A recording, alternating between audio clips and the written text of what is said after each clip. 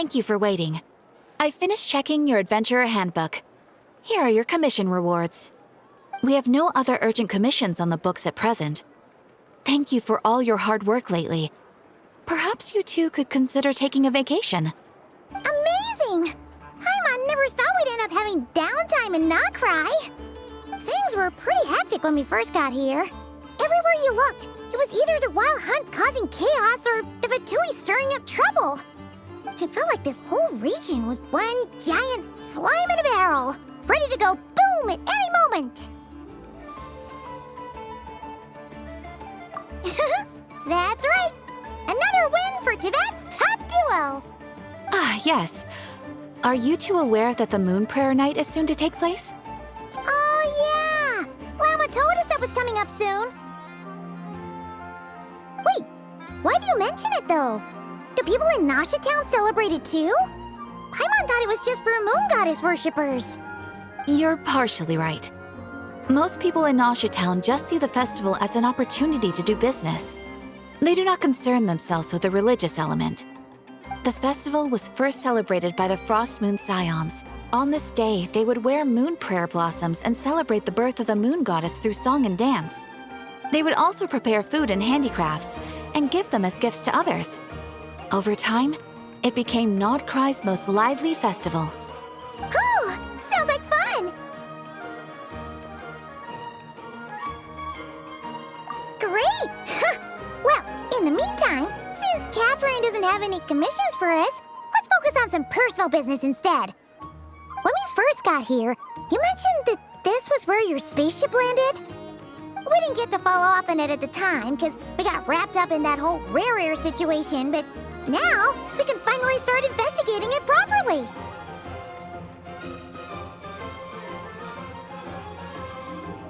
Well, there's a saying Paimon's heard around these parts, which goes, if you lift up a rock, you'll find something you weren't looking for. By that logic, you'll never find what you're looking for while you're searching, but the moment you stop looking, it'll jump right out at you. Could be worth a try though, right? Anyway, Paimon suggests we focus on other stuff we want to do for now, and just keep an ear out for spaceship-related intel as we go.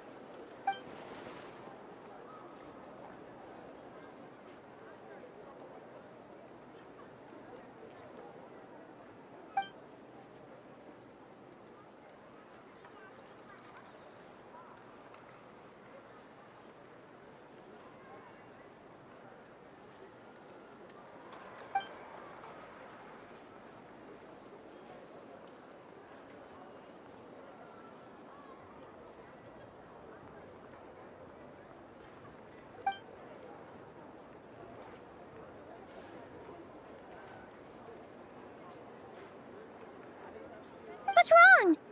He looks super serious all of a sudden.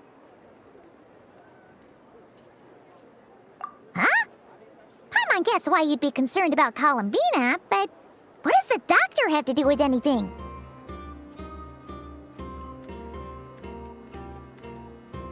Oh, that's true. And now that you mention it, we're definitely overdue for a showdown with the Fatui. It is weird that he hasn't shown himself this whole time. What could he be up to? True. Paimon would much rather deal with Marionette anyway. She says the meanest things, but when it comes down to it, she doesn't seem like a bad person. Maybe it's the pressure of being a Fatuse? Especially as a Harbinger. Does she feel like she's gotta act tough to keep up appearances or something? But then, every time we headed out with Rarier, she always wound up having to repair Polonia and her other robots. That's gotta sting. Losing face always hurts more for people who care a lot about their image. She's probably still furious about it.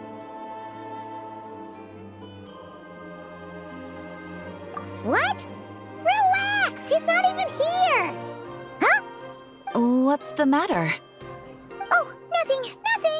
Sorry, we'll be on our way now. Where are we again? Oh yeah, Columbina? Right, yeah, let's go see Columbina.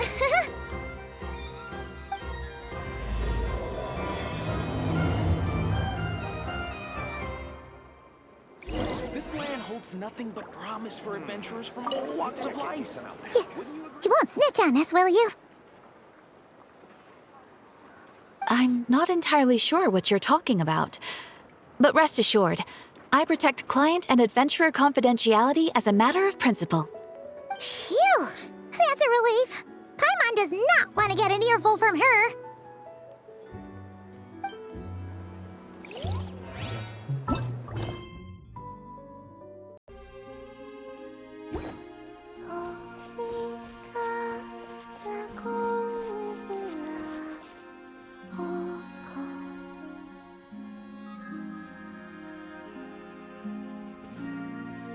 Hey, she's sitting up!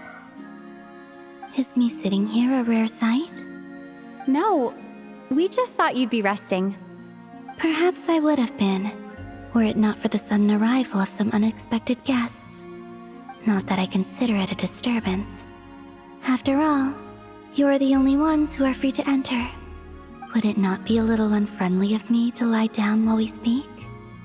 I didn't realize you put so much thought into little things like that.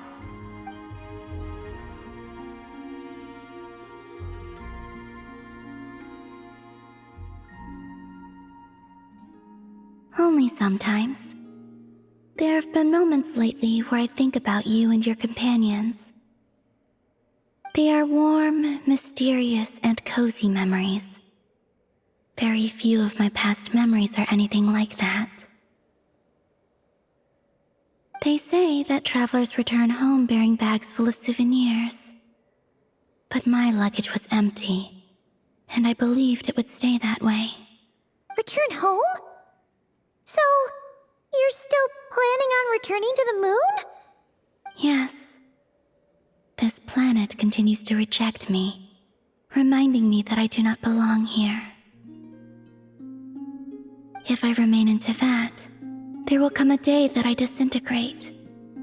And I don't mean reduced to dust, or turned into food for the flowers. I mean, I will cease to exist entirely. Alright then. Well, we're sure gonna miss you. But it sounds like we'll have to say goodbye. How do you intend to return? The moon prayer night is soon to arrive. On that day, the moon will be closest to Teyvat. The Kuvaki in this land will reach its peak at that time. I merely need to grasp the tide, and with relatively little effort. Oh, Paimon gets it! It'll work like a slingshot!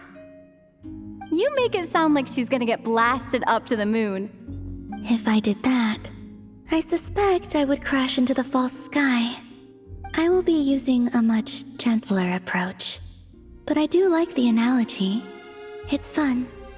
You see? She gets Paimon's sense of humor. In the blink of an eye, the time has come to part ways. It does feel that way, doesn't it? Time seems to fly fastest when you are enjoying it. I have always thought of myself as a wanderer on this earth, and it has never expressed any desire to keep me here. Yet, just as I plan to depart, it tugs at my arm. Is this a gesture of affection? Or is the world mocking me? Oh. Were you hoping I can answer that? Yes, you are a traveler, so you must have a lot of experience in this area. Then, what I would say is, enjoy the moment. That's right! Don't overthink it! Happiness is happiness and joy is joy! The point is to enjoy it, not analyze it! I see. Then what I would say is, even though I am very tired right now, I am still happy. I can't tell from the tone of your voice. Oh, really? You don't think I sound happy? I'm just kidding. I could tell you were in a good mood today from the moment we saw you. Ah, a joke. Albeit not a funny one. Anyway, I assume you're here about you-know-what. Give me your hand. Actually, it's not that. There's something else we wanted to discuss with you. Oh, then, do you still still want to give me your hand? Or not? Sure.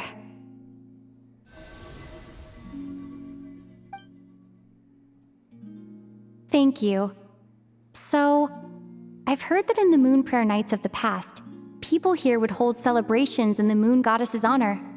Since you helped so much in our fight against the Rayhir of Solnari, I think you deserve a farewell party before you return home. I haven't asked everyone else for their opinions on this yet, but I'd like to invite you to join the upcoming Moon Prayer Night.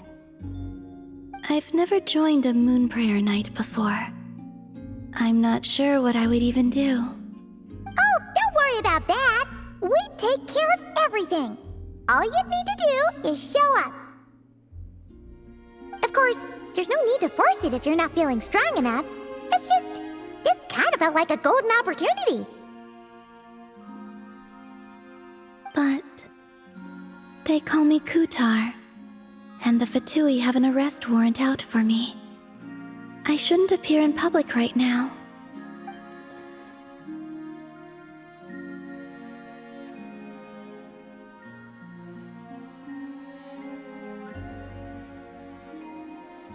I'll make it work.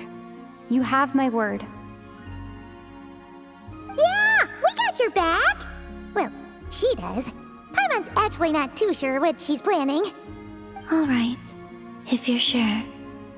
I will not refuse your invitation.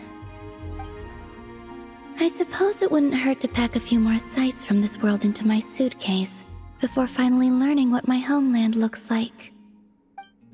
Oh, if you see Lauma, please tell her that my answer to the question she asked me is neither yes nor no. Rather, it is, there is no need. That was kind of cryptic, but sure. Guess it's between the two of you. We'll pass along the message. Bye for now.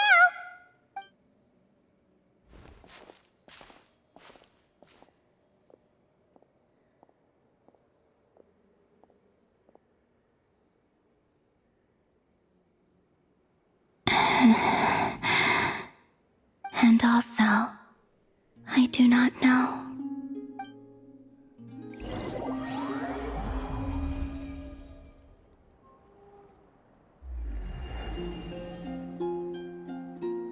Since she's agreed to join the festival, let's go see who else wants to take part. Lauma's gotta be the person most familiar with the Moon Prayer Night. We should start with her. Also, what exactly is your plan to keep her safe?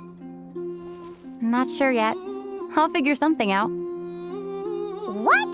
Are you serious? And Paimon even gave you her vote of confidence back there. When did you become so sneaky?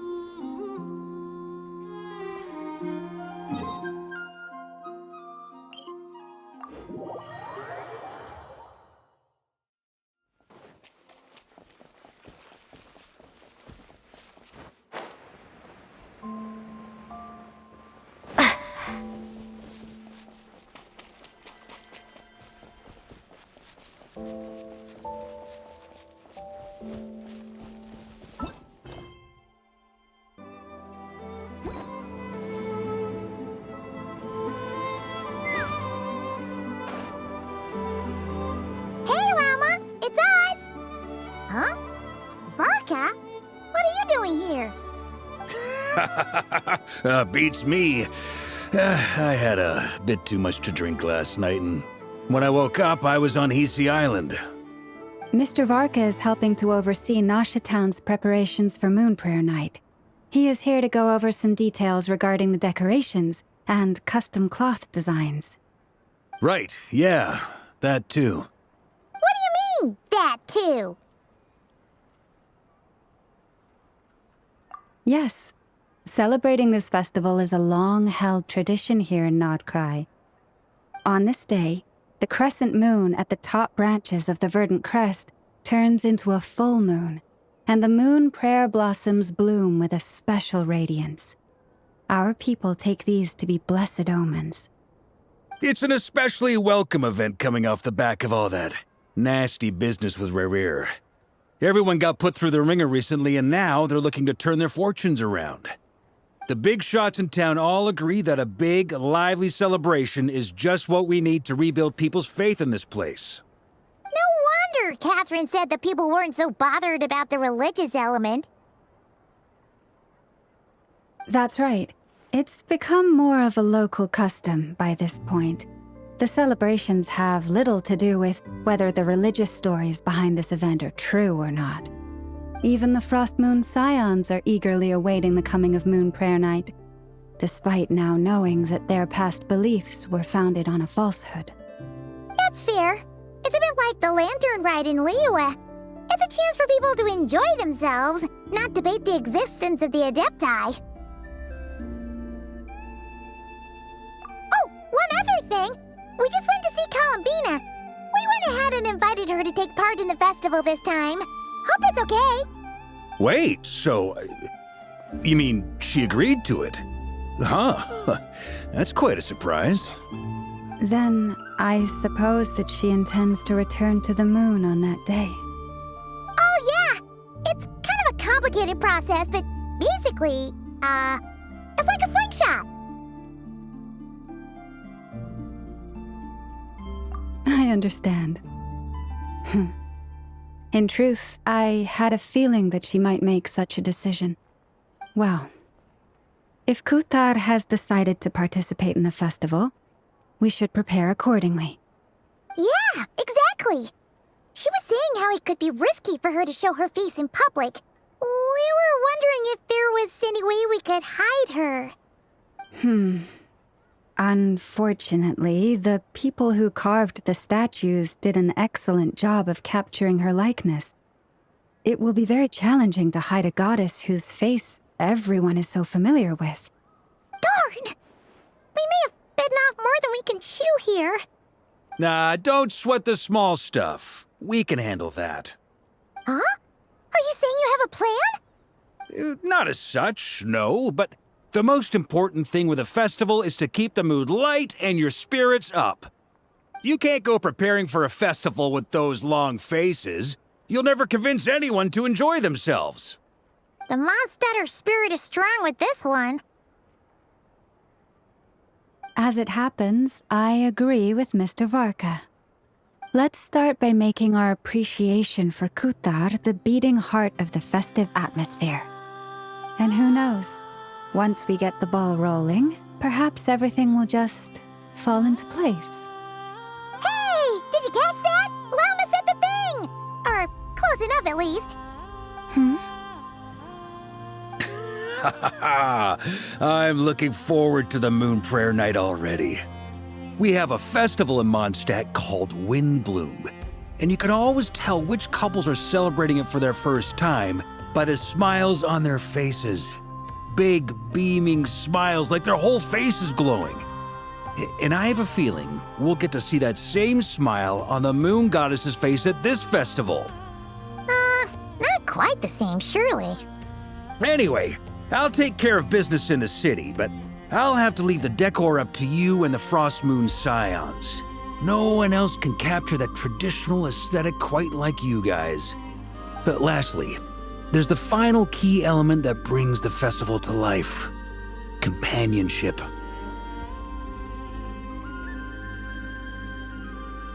Before you leave, let me show you something that we've been preparing. Mr. Varka had asked to see it already, so you may as well tag along. Also, I have some further questions about Kuthar's decision.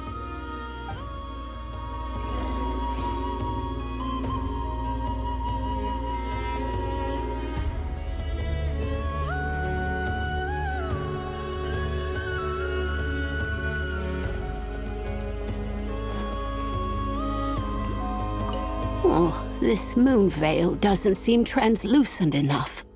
I think I should take it down and work on it some more.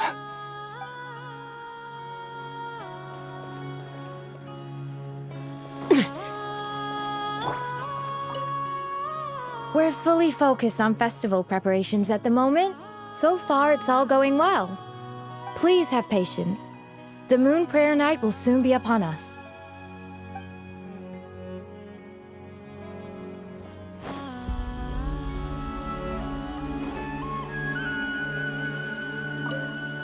Prayer Night's nearly here! Candy, here we come! Don't go feeding all the candy to the animals. I wasn't gonna!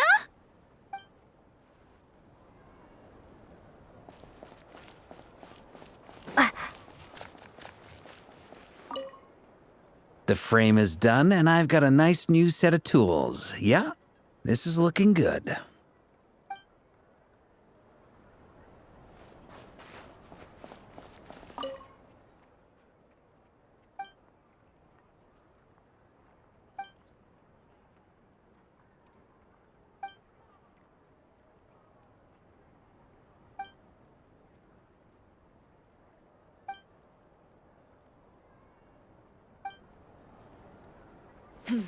This is more than a fair price already.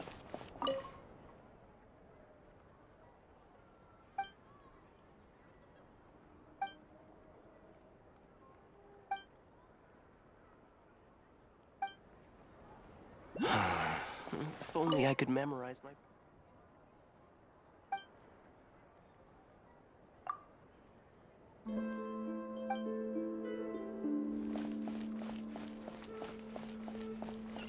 Quiet days like this.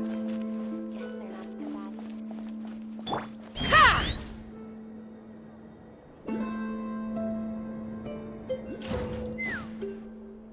Huh? What's this? They sure look like they're having fun. I believe so. Kuhenki seem very skilled at playing drums like these, although I'm not sure where they learned it from. Maybe it's an innate talent? In their eyes, they're probably just playing with toys.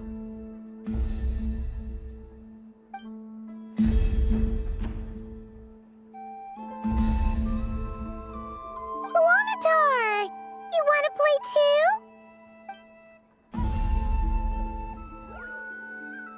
Yeah.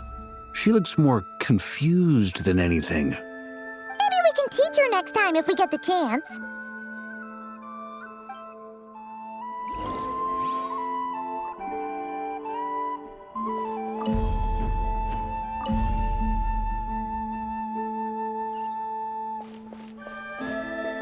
What are these floaty things?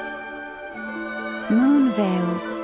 We hang them from buildings in the city during the festival. When you look at the sky through them, it creates a lovely misty effect.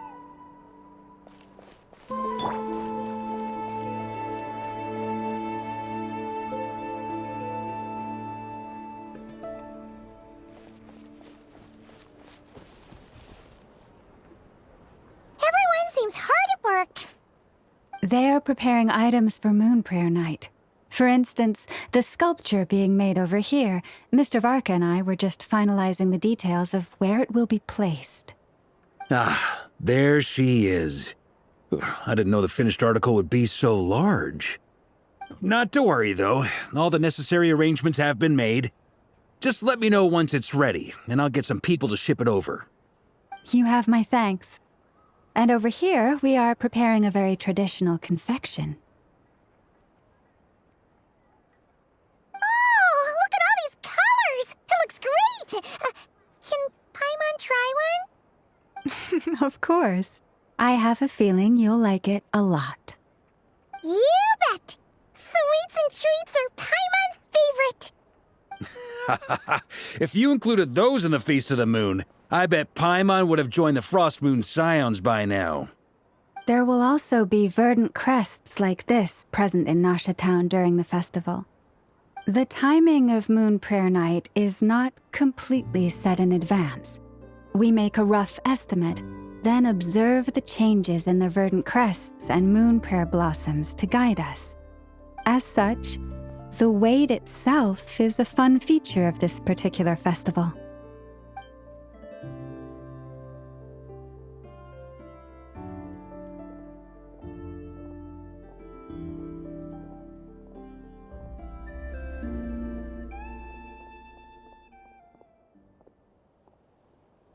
Let's talk here. To tell the truth, I am very surprised to hear that Kutar is willing to participate in the festival. I once asked her if she'd be willing to stay with the Frost Moon Scions, I could introduce her to everyone, and we could be a family to one another. She did not answer, but she has not appeared here since. I took this to mean her answer was no, but if that were the case, she would not have accepted this invitation.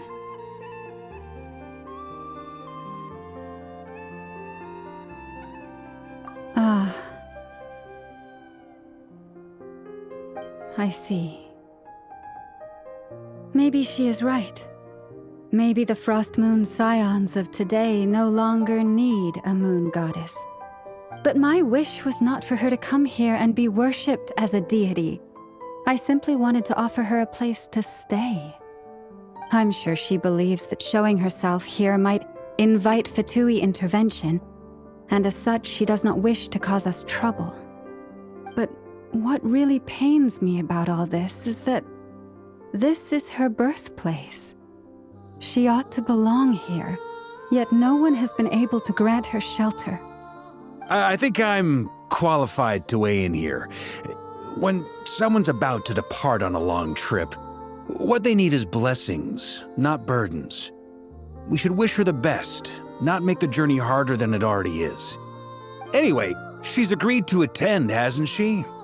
All we need to do is simply respect her decision. I see your point. Yes, she will soon depart after all.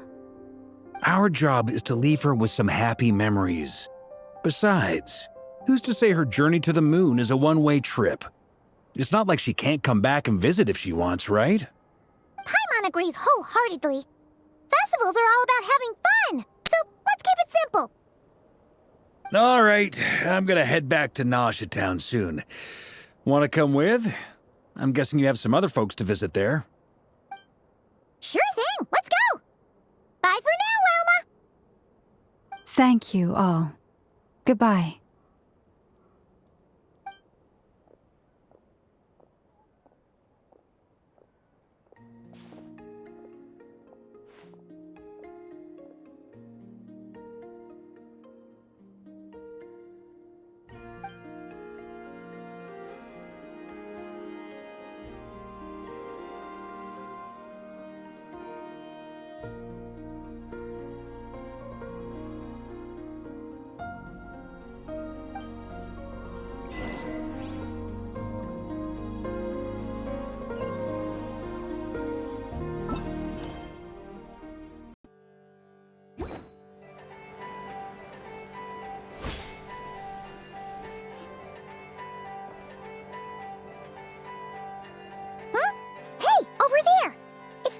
Albedo with Flint's.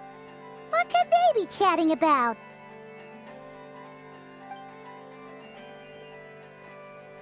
Your guess is as good as mine. Ah, Grand Master, and the Traveler and Paimon. Hello there. It's been a while. Perfect. We have some new volunteers for our investigation. Wait, let me guess. The righteous Lightkeepers are finally ready to hunt down the Abyssal Dragon? Haha. Yes, that too. Yeah, right. Oh, wait. Why does everyone keep saying that too? Well, to be precise, the facts match, but not the causality. Wait, so I guessed right? Half right. Don't act so impressed with yourself. Maybe I can explain. We ran into Mr. Flint's north of Nausea Town. At that time, we just noticed a few abyssal creatures out in the wild, but the strange thing was, I didn't detect any traces of abyssal energy on them at all. On closer inspection, we realized that they were not real monsters, but something akin to reflections in the water, or perhaps a mirage. Huh? What do you mean? Like, you could see them but not touch them? Exactly. It was very peculiar. They roared and tried to attack us, but we could not make any physical contact with them. I think I've heard of things like that happening in Nocturne before, but I don't know much about it. Yes, it's a known phenomenon. Mirage-like illusions tend to appear in Nodcry in the run-up to Moonprayer Night. From a distance, they appear quite real. I myself thought that Misters Durin and Albedo were locked in battle with abyssal monsters when I first arrived. But after sharing intel and investigating a little further, we can confirm that these illusions are harmless. There is no great cause for concern.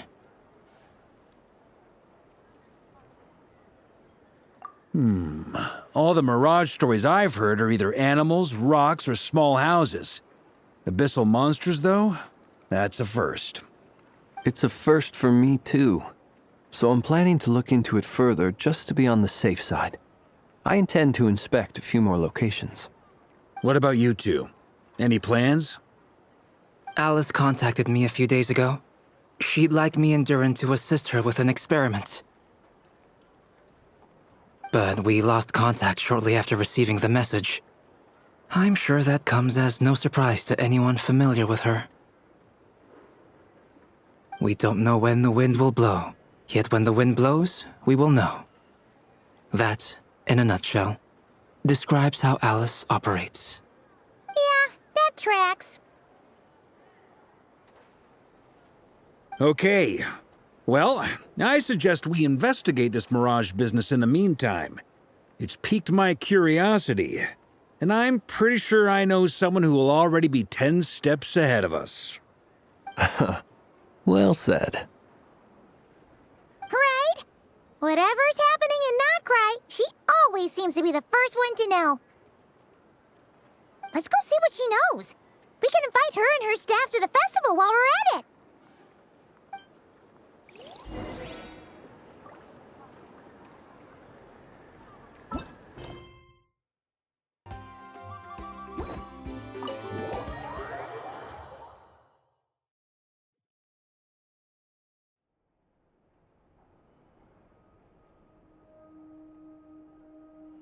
You're right, I have noticed.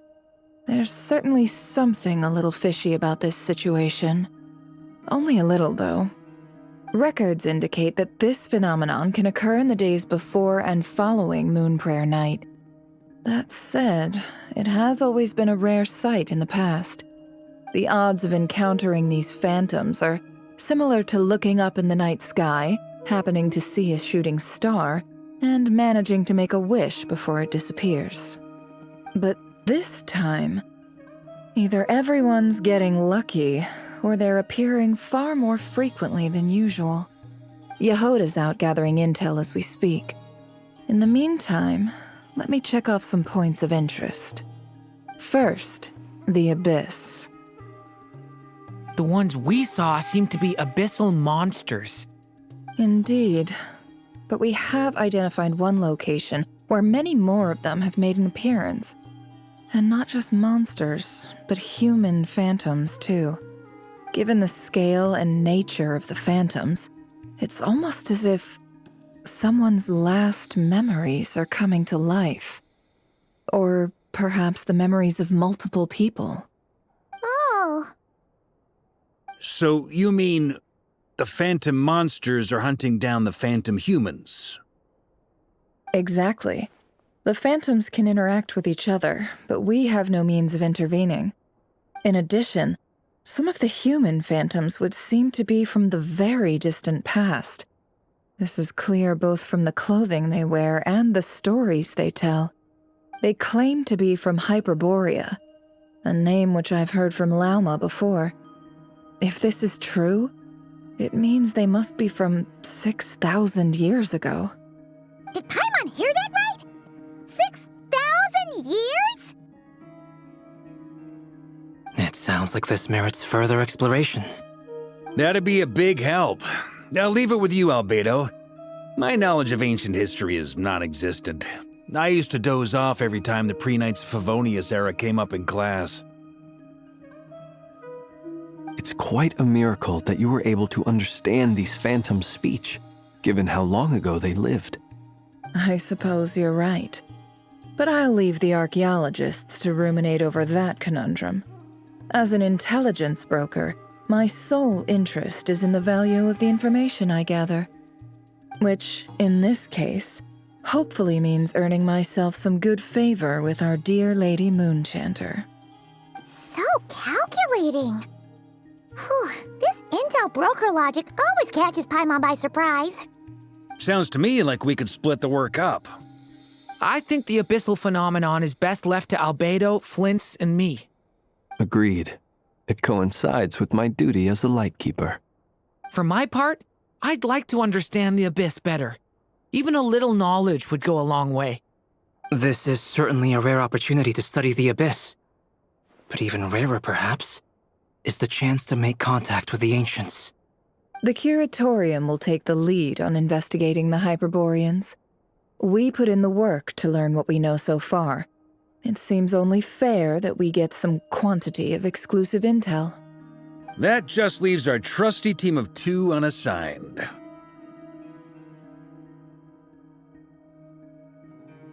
Since you became an honorary knight, of course. This was part of my grand plan all along. Ha ha ha! Oh yeah! By the way, we managed to convince Columbina to come to the Moon Prayer Night celebrations. Would you and Yehoda like to join too? She agreed to that? Huh.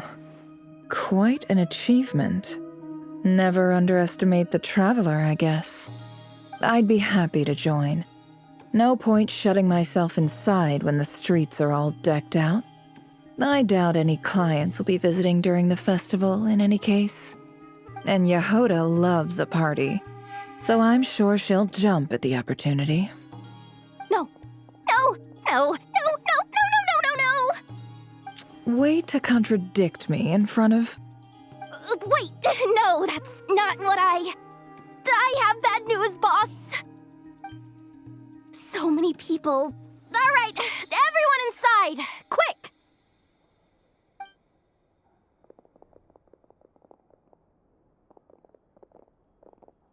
This is gonna sound crazy, but hear me out. I saw one of those phantoms at Star Sand Shoal, and it was some sort of flying ship. Like a spaceship?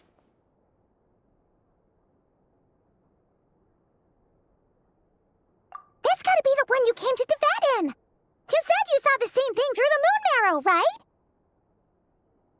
Huh? You already know about it? Ugh, I thought I was gonna blow people's minds. Turns out I'm the last to find out.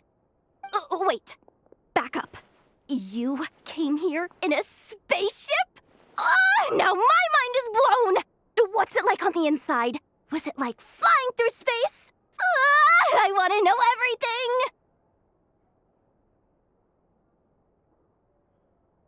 Yep, exactly. Huge discovery. You're the best, second best intel broker in the world. After your boss, of course. Wow. Really? Well, I don't know if I'm all that, but... I guess that decides where we're heading next. Come on, don't look at me like that. I know the spaceship doesn't have anything to do with me, but you don't want to leave me as the only one twiddling my thumbs, do you? Please? Fair enough. You can tag along. In that case, let's meet back here to discuss our findings once we're done. I wish everyone a productive investigation. You too.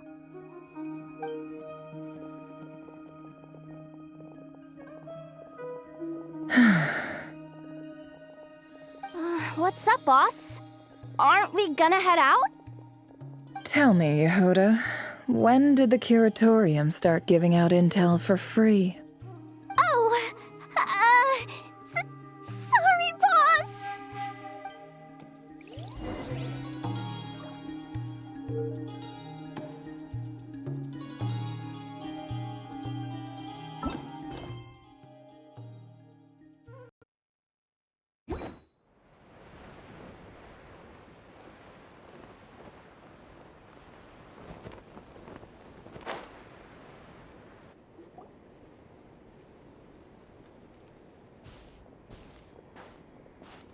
Wow, what do you know? Yehoda was right on the money.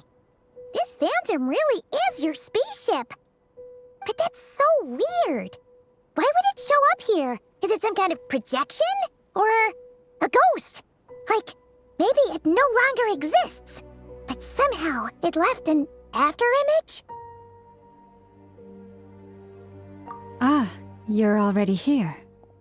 Miss Lauma, what a surprise. I thought you were busy with festival preparations. I was, until one of our people informed me that a strange sight had appeared at Starsand Shoal.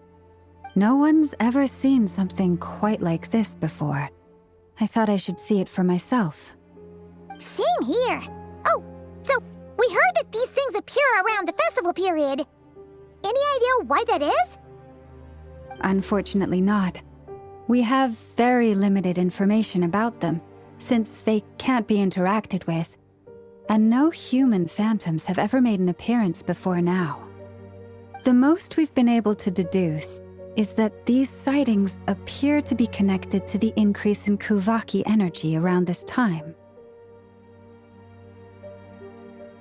Yeah, seems like that's all we can do. This is all so confusing. Allow me to lend you a hand.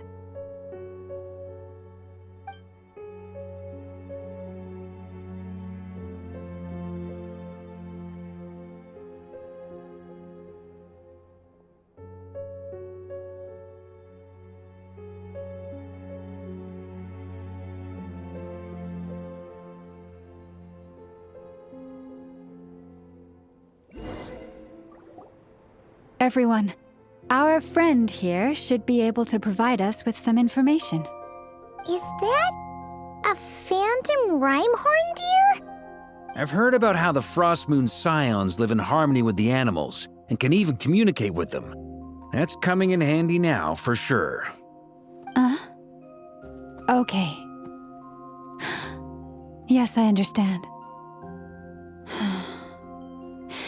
Then how about this?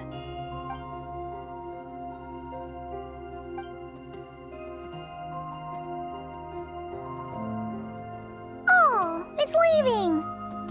It appears to share our curiosity about this giant spaceship, so I asked it if it wouldn't mind investigating along with some friends. In return, I told it about some nearby spots where the wild fruit grows abundantly. We may live in a different era from these phantoms, but I trust that the terrain, climate, and ecology here are more resistant to the effects of time than some things are. Let's give them a moment and hope for the best.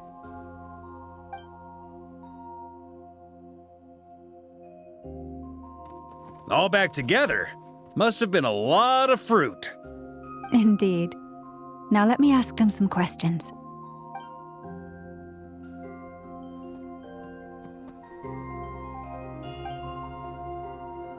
It did find a lot of wild fruit, enough for them to feast for a long while. This puffin circled in the air several times, but didn't spot anything out of the ordinary. Certainly nothing to do with the spaceship. Huh. Well, it definitely makes sense to get a bird's eye view. Indeed. Other than that, I was also thinking that the world these phantoms see is also different from ours. Oh, I get what you mean. The wild fruit exist in both times and spaces, but there might also be things that only exist in that space-time, which we can't see. Good point. Great thinking, Lauma. Blunthorn rhinos can use Kuvaki to shift great rocks, but this one says it couldn't get that ship to budge by even an inch. The sniffer mole tried too, but despite being a skilled digger, it could not get through. They say that the spaceship looks robust and undamaged. It seems completely impervious to any and all attacks. Whatever lies within is well defended from harm. So, just like us humans, there was nothing they could do about this spaceship either. Yes, still, they deserve our thanks. We are grateful for all your efforts, dear friends. Now go, and enjoy your feast. I've noticed some other human phantoms gathered nearby. Come on, let's go talk to them.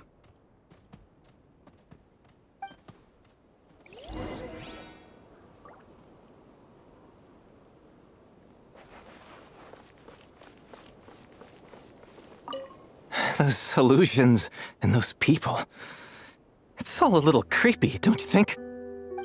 Nah, all part of the festive atmosphere.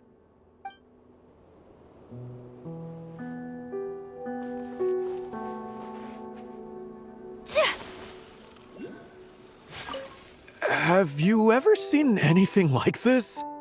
Nope. Never seen or heard anything this weird.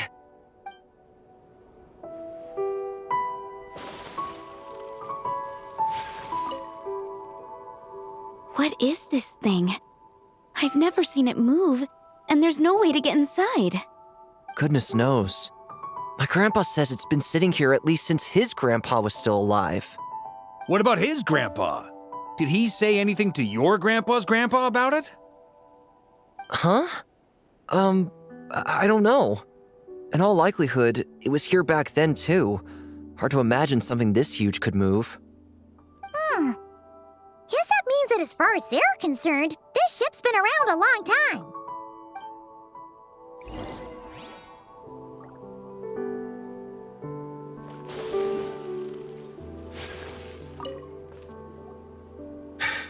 Come on, brothers. If we can get even a small chunk off of this thing, it's gotta be worth a fortune. Today is the day we strike it rich. Huh? You mean Paimon? Yes, brother, I shall join you. Let's make our fortune. We should go with them. What the? This thing is crazy tough. I can't even scratch it. What's it made of? Sorry, brother. Looks like we'll have to seek our fortunes elsewhere. Enjoying yourself? I was just seeing if I could influence this phantom's perception by playing. But nope, no dice.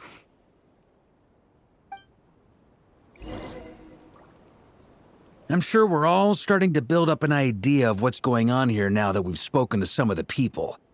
These phantoms are reenacting real historical events in Nocturne. It's almost like we're in some kind of interactive stage play. We can talk to the actors, but the plot is fixed and we can't influence it. It makes sense. History is set in stone. The objective facts of the past cannot be changed. Paimon totally thought you were just goofing around earlier. But actually, you were doing some serious investigating. Of course I was. Anyway, at this point, I think we're forced to conclude that although the Phantom spaceship is right there in front of us, we aren't going to learn much about it from these people.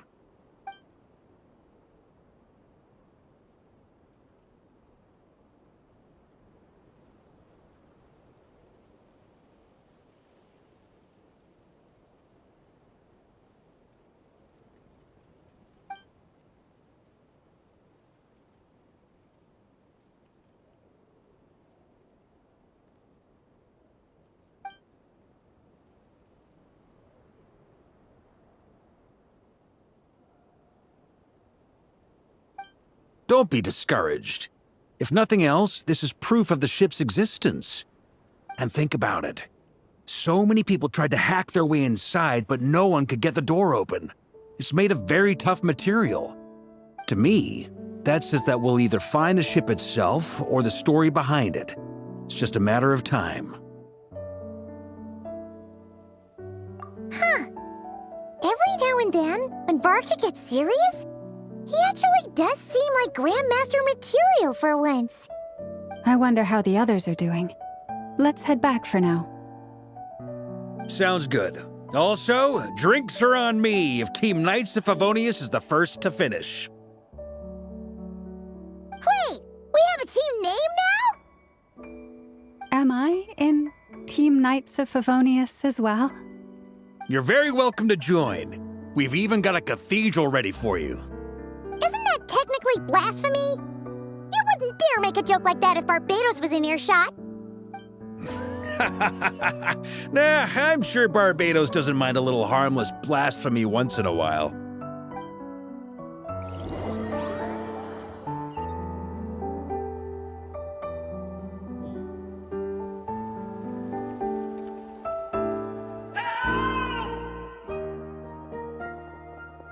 Oh, no! Get away! Oh.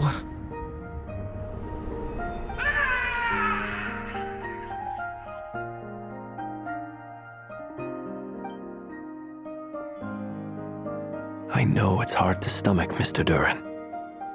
But as I'm sure you've noticed, there is nothing we can do to intervene in that which unfolds before us.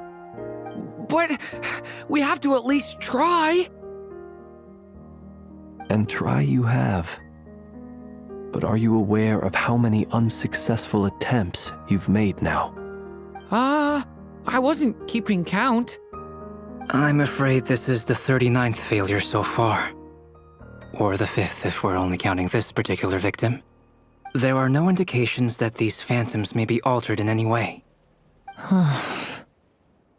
You seem to have calmed down a little. I'll make us a fire. You should rest and have some water. Feeling any better now, Mr. Durin? May I ask a few questions? Be my guest. What exactly are we witnessing here? What happened to those people? My guess would be that we are seeing Nocturne during the Conrian Cataclysm. Would that be accurate? Conria. That is correct. As you know, once the Abyss senses even the tiniest crack, it floods in and spreads like wildfire. There was a time in the distant past when it permeated all of Nocturne, causing immeasurable harm. The people paid a terrible price to heal this land. Then, 500 years ago, the whole of Teyvat suffered an abyssal disaster. Once more, Nocturne was dealt a devastating blow. I see. In the face of the abyssal onslaught, all were like grains of sand tossed around by a tidal wave. Be they human, fae, or god. The moment you witnessed is but one drop in a whole ocean of catastrophe. All right. I guess that answers my second question, too. I wanted to know why there's nothing I could do to help them, and that's because what we are seeing is history. That would be my guess as well. As I understand it, history and fate are not all that dissimilar. The latter may be unseen to us, but both are immutable. Yes. Fate was determined long, long ago. I still have a couple of other questions for you, Mr. Flint's. You mentioned more than one abyssal disaster that has struck this land in the past. How can you be sure that what we're seeing is from the Conrian incident? And also, how are you able to stay so calm when you're talking about these events? From everything I know about you, you're not cold or ruthless, and you're not indifferent to the suffering of others. Alas, I am forced to show my age. I must be 600 or 700 years old by human measure. Wait, so you... One is not easily moved by history when one has witnessed the truth firsthand. I'm sorry. You needn't apologize. Your passion is a good thing to have. Treasure it, because someday you may find it in terribly short supply. Now, at the risk of offending you, I have a question in return. Your curiosity toward the Abyss, is it born from hatred or because you sense its call? I only ask because I kept a fragment of Rerir's body in my lantern for a short time. Specifically, his heart. So I know what a burden it can be to carry the Abyss with you. And I hear its power growling from somewhere within you. In my eyes, your mere existence is a miracle. My honest answer is... I don't know. I don't think I have the confidence to say for certain. What I will say is the Abyss is not the only issue that haunts me. Even before I became who I am today, the question dogged me constantly. Should I even exist at all? My doubts remain unresolved. But when we fought Rerir, something became a little clearer to me. Sometimes it is the darkness within us that allows us to achieve the impossible. I certainly got the sense from your 39 attempts that you were trying to achieve the impossible. It sounds like you've resolved to see the truth for yourself. Absolutely. In that sense, he and I are quite similar. Then I wish you every success. I look forward to the day of your transcension. Well, if everyone's caught their breath, I suppose we should head back. Oh, and one last thing. I'd appreciate if you kept our discussion about history a secret.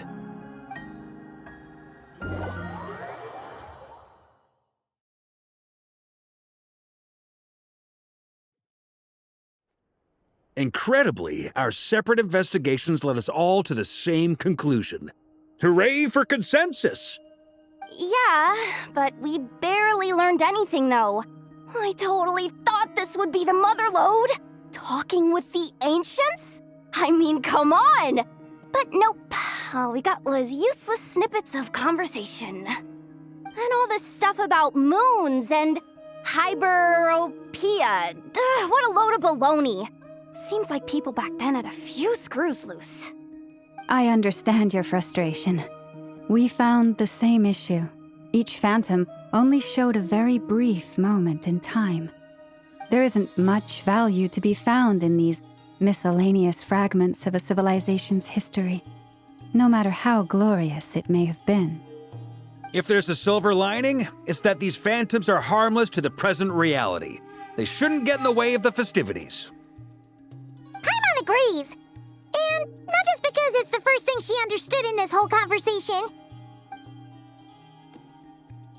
You look disappointed, Nefer. Is something the matter? What do you think?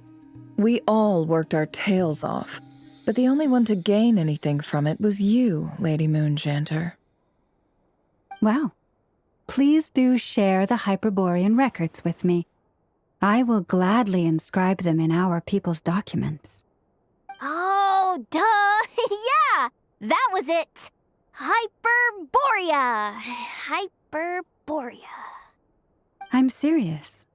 Only an expert in the Frost Moon Scions and their history can turn these records into valuable research material. The alternative is to let them gather dust on the Curatorium's storage shelves until the pages turn yellow. Nefer, you're wise enough to know that cooperating and sharing the profits is the best course of action here. Well, that goes without saying. Sure, let's do that. Huh? But didn't you say we aren't supposed to give out intel for free? Sorry. Shutting up. Now is not a good time to push Nefer's buttons. Anyway, back to Moon Prayer Night. I'm thinking that we should prepare something a little special, aside from the usual decorations and so on. You mean a parting gift? Can't go wrong with food. Although, does food go bad on the moon? Perhaps a lantern would be a better choice. It might be dark up there. It could prove difficult to light a lantern on the moon. Magical stones might serve that purpose better. What about a clockwork mecha model from Fontaine? I've got a whole bunch at home. I use them for fighting practice in my free time. None of these sound like things she would be even remotely interested in. But we don't interact with her enough to know what she likes. Yeah. It would really save us the guesswork if someone could find out what she's into. Wait, what the? Traveler? They're all looking at you. Great! Haha, problem solved. Now, I need to stop by Dory's. Gonna need her help sourcing a bunch of stuff for the festival. Then let's leave it there for now. We all have our own business to attend to. Traveler, if you find out what Kutar likes, let us know right away.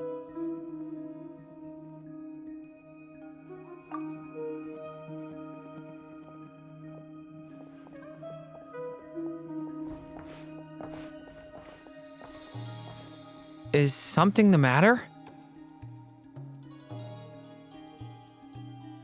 I'm fine. It's just... I'm still feeling a little rattled after witnessing the horrors of the Abyss. But it's okay. This is something I have to work through. I'll be all right. Thanks for your concern. Well, don't put too much pressure on yourself. If you ever feel like something's wrong, physically or mentally, we're here to talk.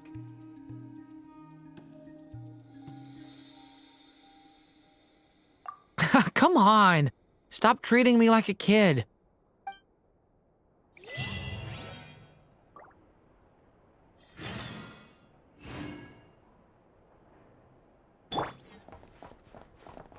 Which is why we need a lantern guaranteed to work on the moon. Yes, I have a few ideas, but the lantern itself is the easy part. The real issue is how little we know about the lunar environment. Wait, you two are serious about this? Let's just say I'm intrigued by these shining magical stones that Mr. Albedo has mentioned.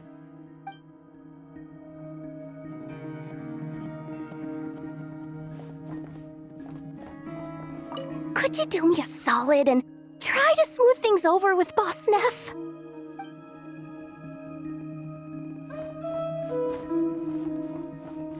Miss Lauma, would you accompany me into town? I think it'd be best if you saw the Frost Moon Scion's decorations for yourself. Very well. Let's go.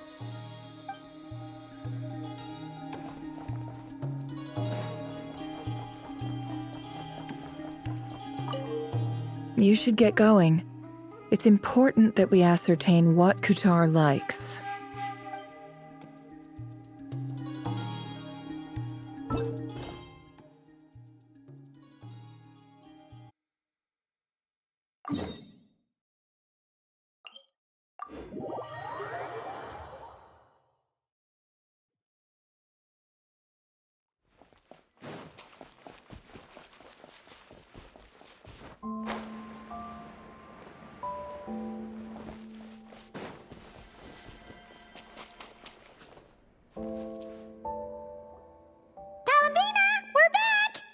Huh? She's not here. Weren't there a few Kuhenki here last time too? Where did they all go? Walkies? For Kuhenki? You're not pets, you know. Oh well, looks like we just came at a bad time. Let's try again tomorrow. There's still a few days until Moon Prayer Night, so we're in no rush. Besides, she needs time to rest anyway.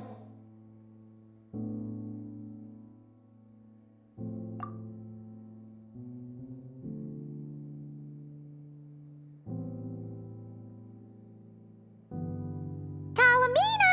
Are you back yet? Oh, how strange. Looks like she still isn't here. Right? It's not like her to spend so much time outside, especially since she's worried about attracting unwanted attention. What about Luonatar? Luonatar, you there? Hey! Do you know where Kalambina went? Sorry, didn't understand. But if you know where she is, could you take us to her?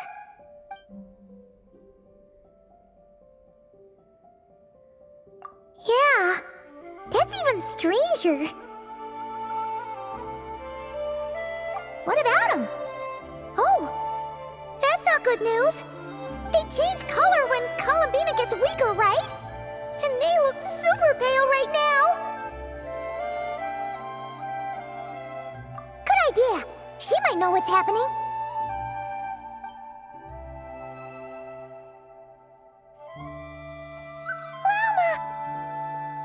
Ah, it's you. How is Kutar? Is she okay? No, she hasn't. I came here to check on her after I noticed the flowers had changed color. Based on past precedent, she must be very weak right now. Even getting up to walk would be a struggle. It seems unlikely that she wandered off outside. But she doesn't do that at the best of times either. So yeah, this is super weird.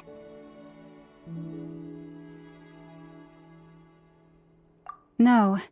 Very few people are in the know about Kutar's whereabouts. And if anyone suspicious had visited, they'd have left some sort of evidence.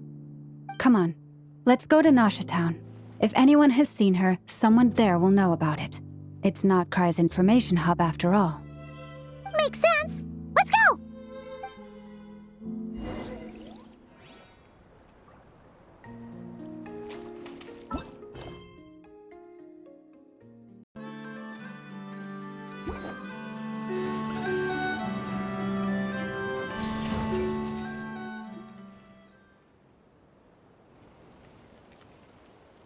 Wait a moment.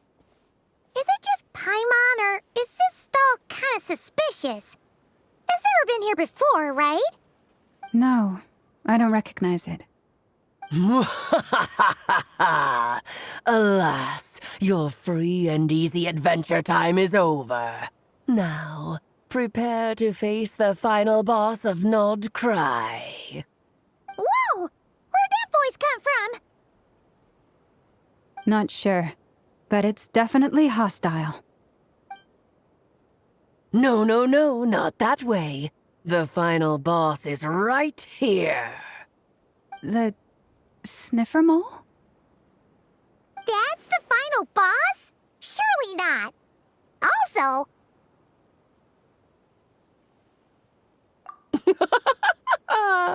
Okay, the jig is up. I'll stop teasing you. Turn around. I'm right behind you.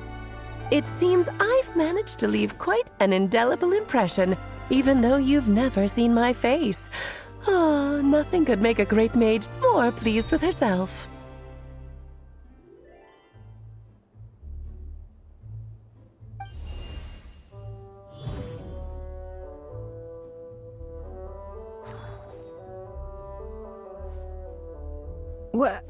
What is going on? I've heard that all the big shots in Tevat have long, wordy titles that stun people speechless when they make their entrance.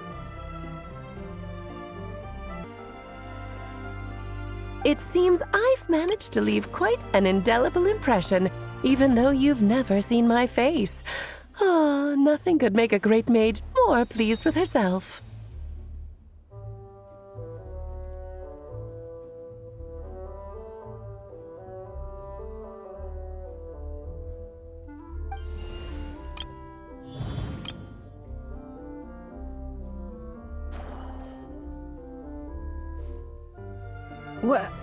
What is going on? I've heard that all the big shots in Tevat have long, wordy titles that stun people speechless when they make their entrance. Unfortunately, none of them are affiliated with the Hexen Circle, and we ourselves keep a very low profile. The notorious name-dropping doesn't quite work for us. Still, I, for one, think I'm really quite amazing. So that didn't stop me from coming up with a title anyway. Alice! It's really you this time? Not a lantern or a Dodoko, but Alice in the flesh? Oh, that's right. So, what do you think? How does it feel to finally meet me? You look like... Oh, that's the first thing you thought. A little surprising, but that actually makes me very happy. Because that means that when Klee grows up, she'll be just as stunningly beautiful as her mother. So she's a friend of yours? Kind of. This is actually the first time we've seen her in person. I see. Madam Mage, that was, quite a powerful entrance. I certainly won't be forgetting it anytime soon. It's okay, Lalma, don't force it. Paimon will do the honors. This is Alice from the Hexen Circle. She's a friend of ours. And of Arcus, too.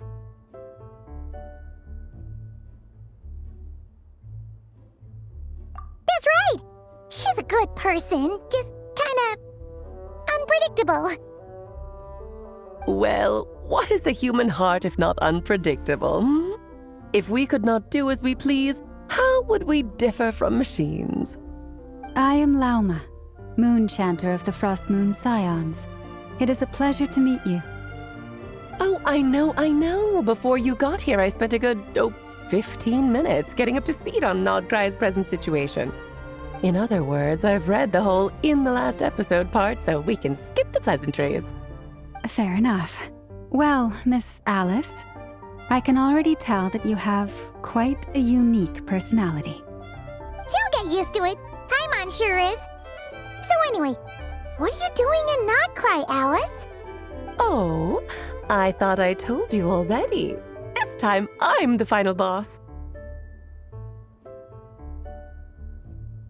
And what a formidable foe I shall be. Powerful, confident, decisive, and good luck finding my weak spot. You will never succeed.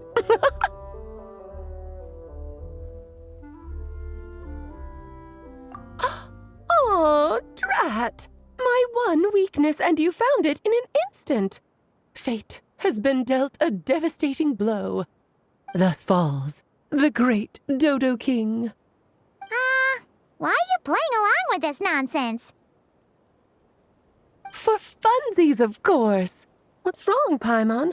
Are you disappointed in me? Am I a gigantic letdown? No, it's just... You seem like a busy lady. And this is the one time you've shown up in person. Paimon figured it would be for something more high stakes than just goofing around. You're quite right. I'm here in Nocturne because something big happened. Something big enough it caught the attention of the Hexen Circle. It concerns the 3 moons, Tevat's borders, and of course, the moon goddess you are currently searching for. Kind of. Why don't we discuss this over a pot of tea? My main reason for coming on this trip to Tevat was, of course, to have some fun. But I do technically have a job to do as well, namely, maintaining the stability of Tevat's borders. I'll skip over the complicated parts, but to sum it up, abyssal energies are all that lie beyond Tevat's border. We'd find ourselves in a real pickle if they ever made it through. And the phantoms you've been seeing are a sign that the border has been disturbed. No wonder they tend to show up around Moon Prayer Night. Is it because the real moon is now so close to us that its power can cross the border? In part, but only a negligible amount passes through. Just enough to influence the verdant crests and so on. And as you've noticed, there has been an unprecedented number of phantoms appearing this year. The influence of the moon beyond the border cannot explain this. No, there is another far greater factor at play. The trilunar syzygy. A trilunar syzygy? Eons ago, before the heavenly principles came to Tevat, it was the then 3 moon goddesses who controlled the laws of this world.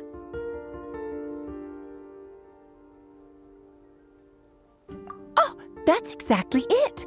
The 3 goddesses split these powers amongst themselves, promising never to consolidate them into one singular body.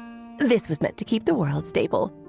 But, fast-forwarding to the present, the eternal moon's marrow is with you, while the iridescent moon's marrow, which should never have appeared in this world, has been retrieved.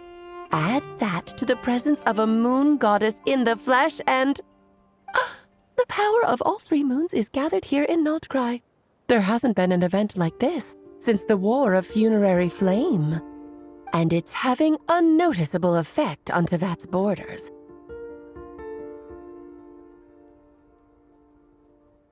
Because I wish to give my darling daughter a peaceful, sunny environment to grow up in. Is that a good enough reason? Kinda sounds like you're dodging the question, but it does make sense. Well, that's one reason anyway, and the most important one. The others are a little complicated to explain. For instance, cleaning up after dearest Miss R. Albedo could tell you more about that if you're curious, but right now, I have a more important question to ask you. Why are you collecting the moon marrows?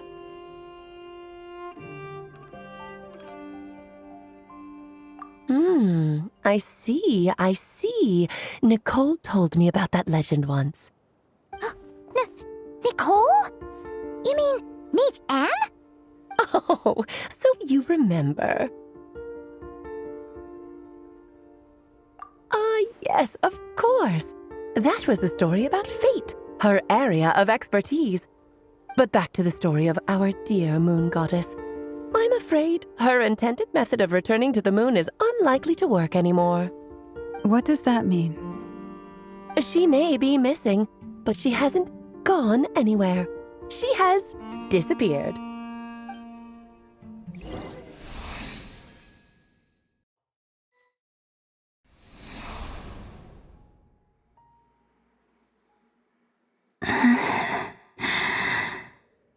My body is so heavy.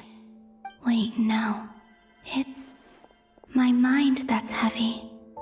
My arms and legs are as light as a feather. What's happening to me? I feel drowsy, like I've been asleep for too long. Is it daytime or nighttime? Is the moon out? I think I'll go for a walk.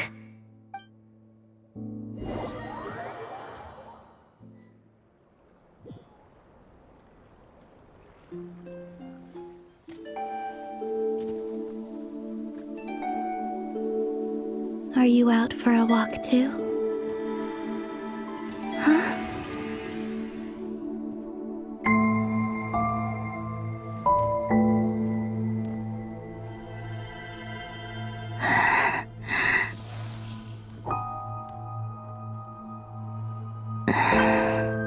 The day has come at last.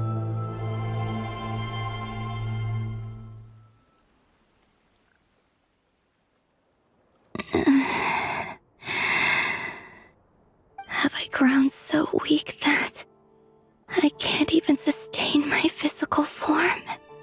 But Moon Prayer Night is nearly here. I was so close to returning home. Death is near. Is this how it ends for me? Will I return to the moon after I disappear? Or... I don't want it to end like this. So far, at least, I still exist. Even if not physically, I can still feel. But as my power wanes, I'm sure that too will fade. I suppose I might take one final look at this world. The world where I was born.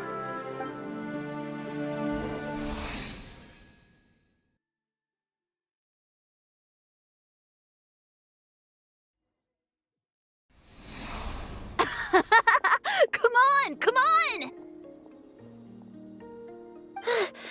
Wait for me! The Frost Moon Enclave. How much it has changed since I was born. These decorations, they're so heavy. It's times like this when you kind of wish men could be priestesses and acolytes. How fascinating. I've never had the chance to be privy to people's private lives in this way. In the past, people would get so solemn and serious the moment I showed my face. Like they were frozen stiff. Karina, Lametti, it's time to eat. Coming! I want to watch them a little longer.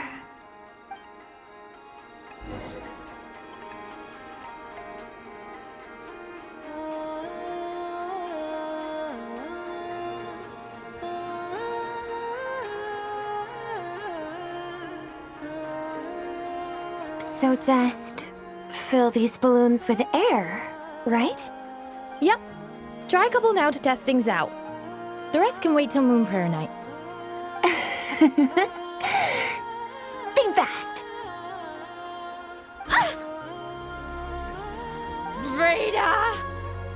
Teasing an acolyte of the Frost Moon Scions? Surely that's a punishable offense. Take this!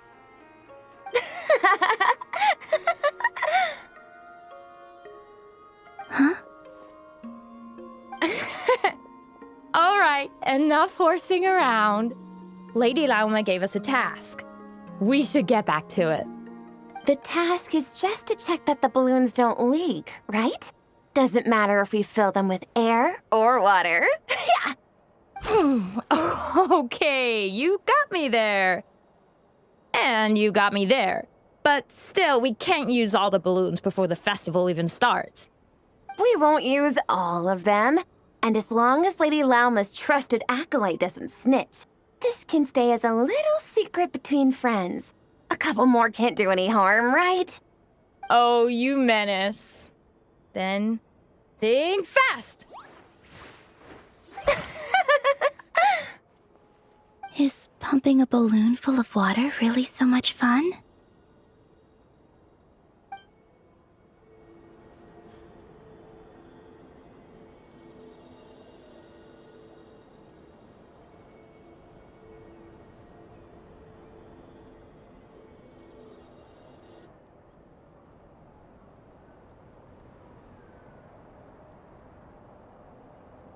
I'm sure you're both tired from playing all day. Come on, eat up.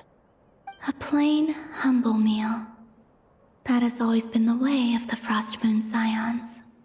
Huh? How come Lamatti got a midsummer berry dessert?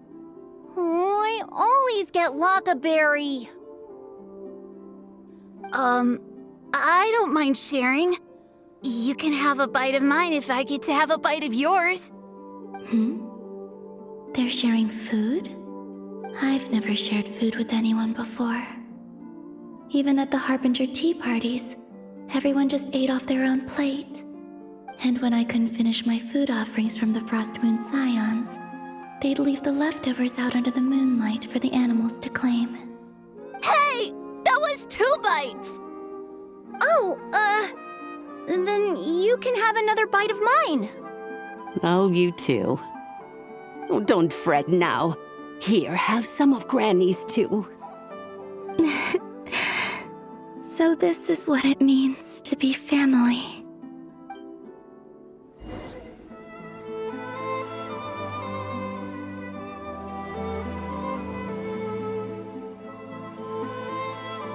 I'm seeing so much that I'd never usually get to see. They'd never act like this when I was around. It's nice, being able to just watch people in peace in these final moments. What a rare opportunity. I think I'll go take a look around Nasha Town, too. Maybe the Traveler will be there.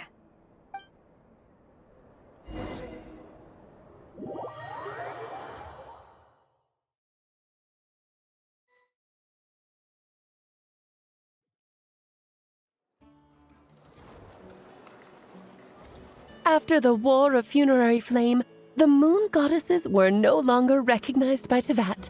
They lost the whole foundation for their existence. That's why the Moon Goddess's strength is fading. She cannot withstand the world's rejection of her. To be more pedantic about it, the Moon Goddesses did something to offend the heavenly principles, and that's why they were ousted. Something of a recurring theme in Tevat's history. Theoretically, speaking so candidly should put me in their crosshairs too, but they can't tell me what to do. I'll say whatever I want. Anywho, the Moon Marrow energies were but a drop in the bucket for her, and that battle against the Ray Hair of Solnari only weakened her further. Fortunately, it happened close enough to Moon Prayer Night when the Kuvaki concentration here is high. That's the only reason she managed to survive this long. What do you mean, fortunately? You said she disappeared. We're too late. Ugh, what a headache. I thought this was all common knowledge. I guess I have some more explaining to do. Okay, buckle up. It's time for another lecture.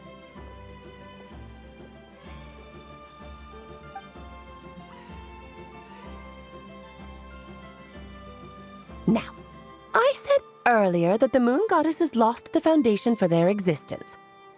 The reason for that has to do with the natural order. Basically, the rationale for their existence in Tevat was lost. The same logic applies to the present moon goddess, too. Consider her existence so far. Her comrades in the Fatui called her Damselette. And she was worshipped as Kutar by the Frost Moon Scions. But these connections have now been severed, whether by her hand or yours. So, the rationale that once sustained her existence is now gone. Wait, we did that to her? Oh, well, strictly speaking, yes. But let's not start pointing fingers, shall we? I'll only end up as the big bad villain, and that's not the kind of final boss I want to be. Of course I do. I'm only the greatest mage in the whole entire world. Now, if you wish to find your moon goddess, there are two problems we need to solve.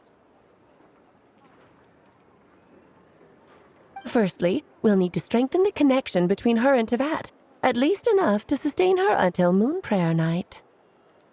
Strengthen her connection. But does that mean I'll have to rally all the Frost Moon faithful behind this?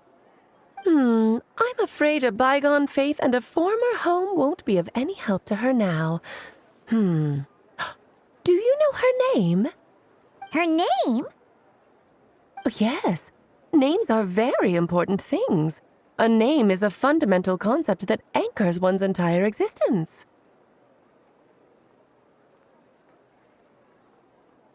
Then your first job is to find it. As a moon goddess, I'm sure she must have a name she identifies with. Neither Columbina nor Kutar is her true name, and she's never really accepted either of them. So, finding out her real name is enough to sustain her existence? Yes, I know it sounds like a small step, but every journey begins that way. So for now, that's all we need to focus on. The second problem is with her plan to use the moon marrows to return to the moon. Unfortunately, piercing through the false sky will take an enormous amount of power. Given her current condition, she won't be able to provide anywhere near enough power, even if she recovers her physical form. But no need to fret. Nicole's the expert in this field, and I'm sure she'll figure something out. Wait, Mage N is going to help us out too? That means we've got 2 Hexencircle mages on the case. This is turning into a pretty big deal. Actually, this is more of a side quest for me. Like you said, I'm a busy lady, so I can't stay for too long. I'll have to return to Tevat's border soon.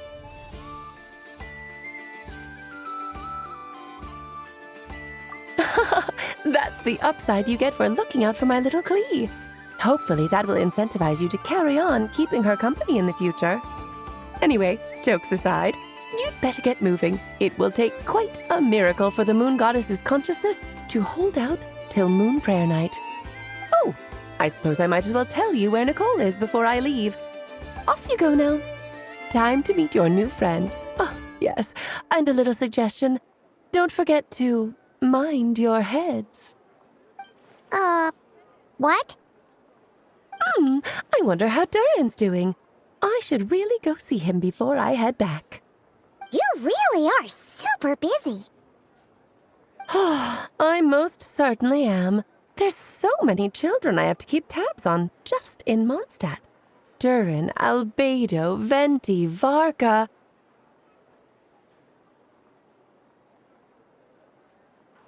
Klee didn't make the list, huh? Of course not. Klee is my pride and joy. I have no qualms about her, because she's the best child in the whole wide world. Yep. Klee's a little angel. I'm glad you agree. Well, all the best. See you when I see you.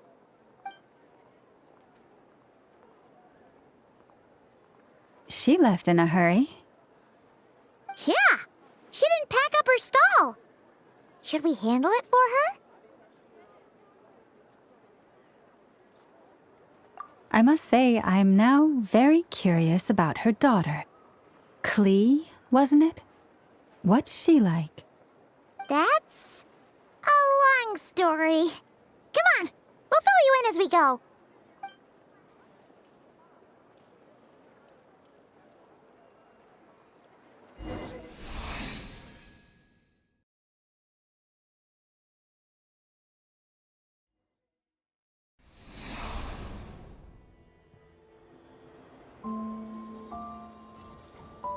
What a lively place.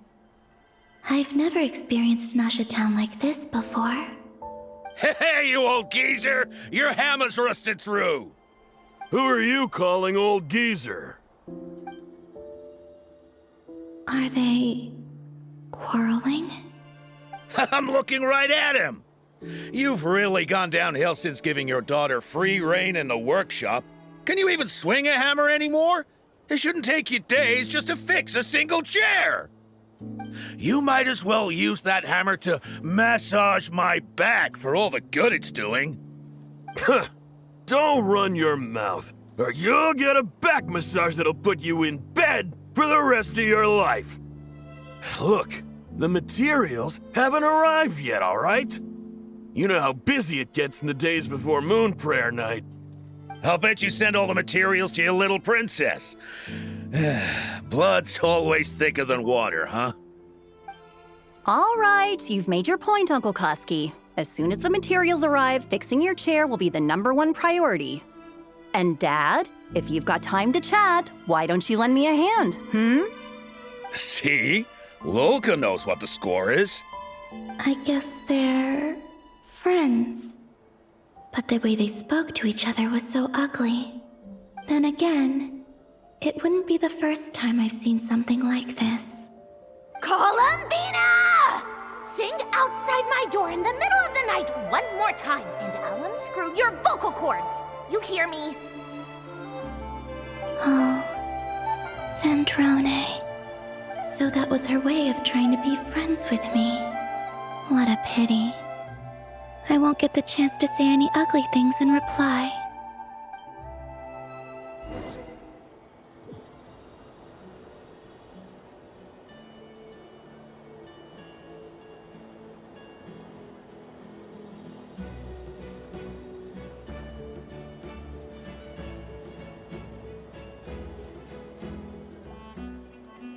Hey, have you decided what to give her for Moon Prayer Night?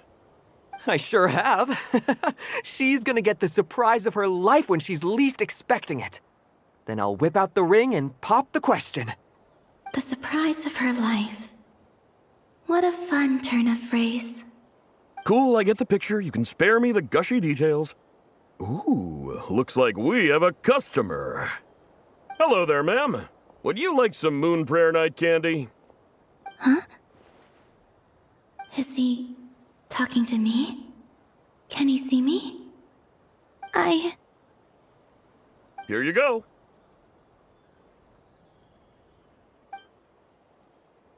Oh.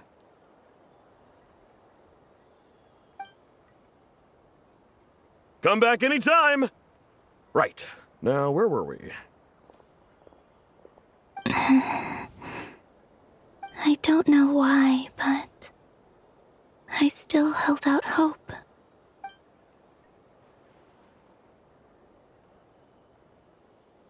The most important thing right now is to find that mage. This name thing seems super important too, but where do we even start looking? I'd better go pay the Fatui a visit.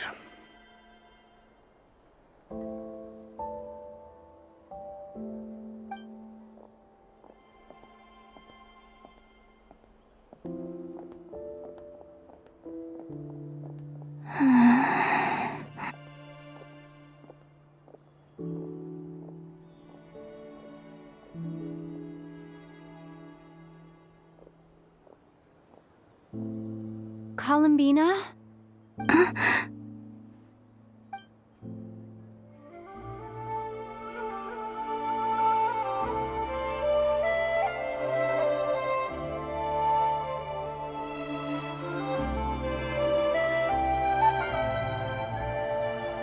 Traveler? Let's go! This is no time to be spacing out!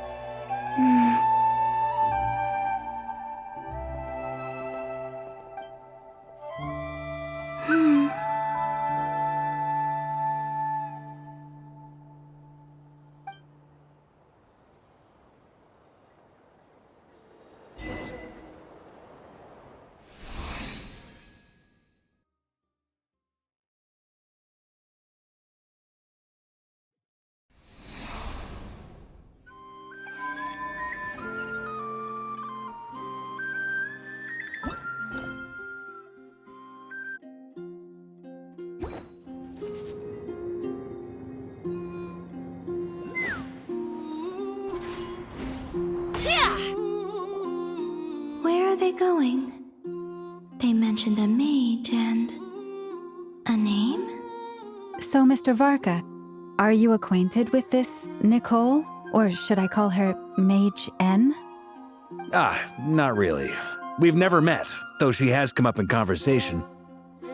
From what I've gathered, Alice kinda took Nicole under her wing. Taught her how to speak in a more ladylike fashion, that kind of thing. Huh. Hard to imagine Alice as an etiquette coach. Yeah, Alice is a larger-than-life personality, I'll give you that. But then again, that's why she's able to draw such an eclectic mix of people into her inner circle. If I remember correctly, being an interesting person is actually one of her main entry requirements. So, if you ever wanted to join the Hexen Circle, I'm sure you'd both be eligible to apply. Hey! Don't go around making promises on Alice's behalf! I wouldn't dare. I'm just trying to paint a picture of the Hexen Circle for you. Okay, sure. Anyway, since none of us have ever met Nicole, how are we supposed to find her? We can't just go up to every woman in sight and ask, "Hey, are you Nicole?" Maybe something she's wearing will give it away? Like, a windbloom pinned to her chest or something. Wait a minute. Alice never said Nicole was from Mondstadt. Oh, true.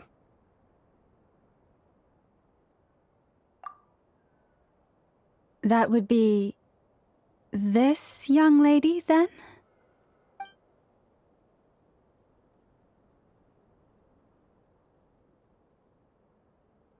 Hey there! Sorry to disturb you, but... are you Miss Nicole? Varka, Knight of Boreas of the Knights of Favonius. Alice might have mentioned me before. Mm-mm. Ah! Have we got the wrong person? Sorry. Well, this is awkward. When I shook my head, I meant, no, Alice hasn't mentioned you before. Huh? Where is this voice coming from? My apologies. For certain reasons, I am unable to speak. This is the only way I can communicate with you. It might take some getting used to, but I hope you can understand.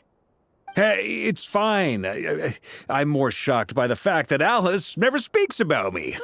I mean, As for you two, we have crossed paths twice before, but it is nonetheless a pleasure to finally meet you. It's really you! Thanks for all your guidance in the past! You're quite welcome. This time, things are different. We have reached the unwritten pages of the story. You might say that we stand at the crossroads of fate.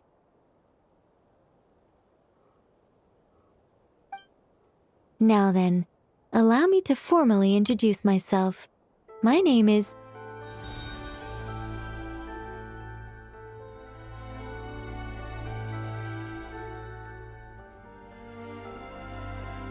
No, stop!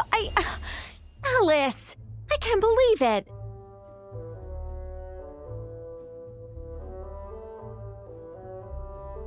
I had a whole speech prepared. I'd agonized over every single word. She always picks the worst moments to ruin other people's plans.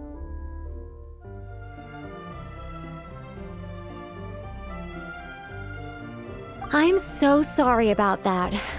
Alice took the liberty of devising some bespoke self-introduction magic for each member of the Hexen Circle.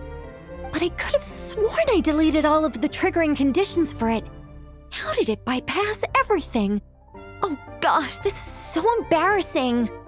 This is a very different side of Nicole than what we're used to. Is she not used to face-to-face interactions? Don't worry about it.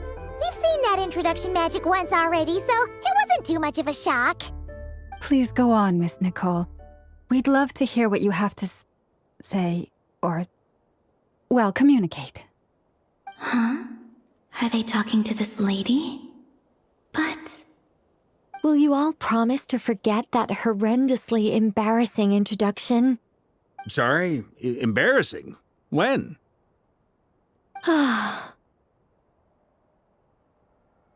Yes, my name is Nicole, and I am one of a very few angels who have retained both their preferred form and their power. The Traveler and Paimon should be no strangers to this concept. There is another of our kind in Natlan. They call her the Lord of the Night. All right! Paimon remembers her! Yes. Well, I have retained more of my power than she. It's because I don't have a long-term duty to fulfill. To be more specific, no. We'll be here all day if I get into the specifics. Moving on. If I'm not mistaken, you are here because you wish to learn how one might reach the moon beyond the sky. That's right. Is that something you can give us any guidance on? Yes, I do know a way. It began with the Hyperboreans, who lived after the War of Funerary Flame. Blank looks. Maybe I should start with the background of the war. Or maybe not. It shouldn't be an issue. I'll fill in the gaps for you when we have more time. Anyway, after that war ended, the three moons retreated to beyond the false sky. The Hyperboreans were humans I once aided. They accepted the civilization and creations bestowed upon them by the angels. But despite accepting many blessings of the angels, many among them still held on to their faith in the moons. They were reluctant to accept the new order. Even after the War of Funerary Flame, they sought to contact the moon goddesses beyond the sky and receive their guidance. But all three had passed away by that point.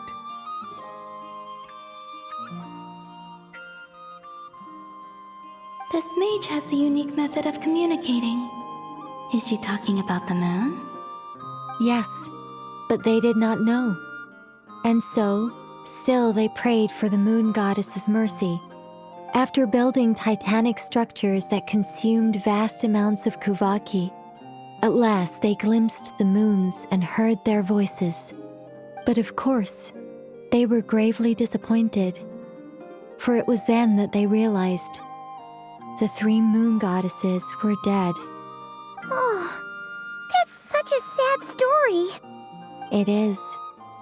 Humanity was in a very sorry state at that time. The angels who had once aided them were gone, and the War of Funerary Flames had left them homeless and destitute.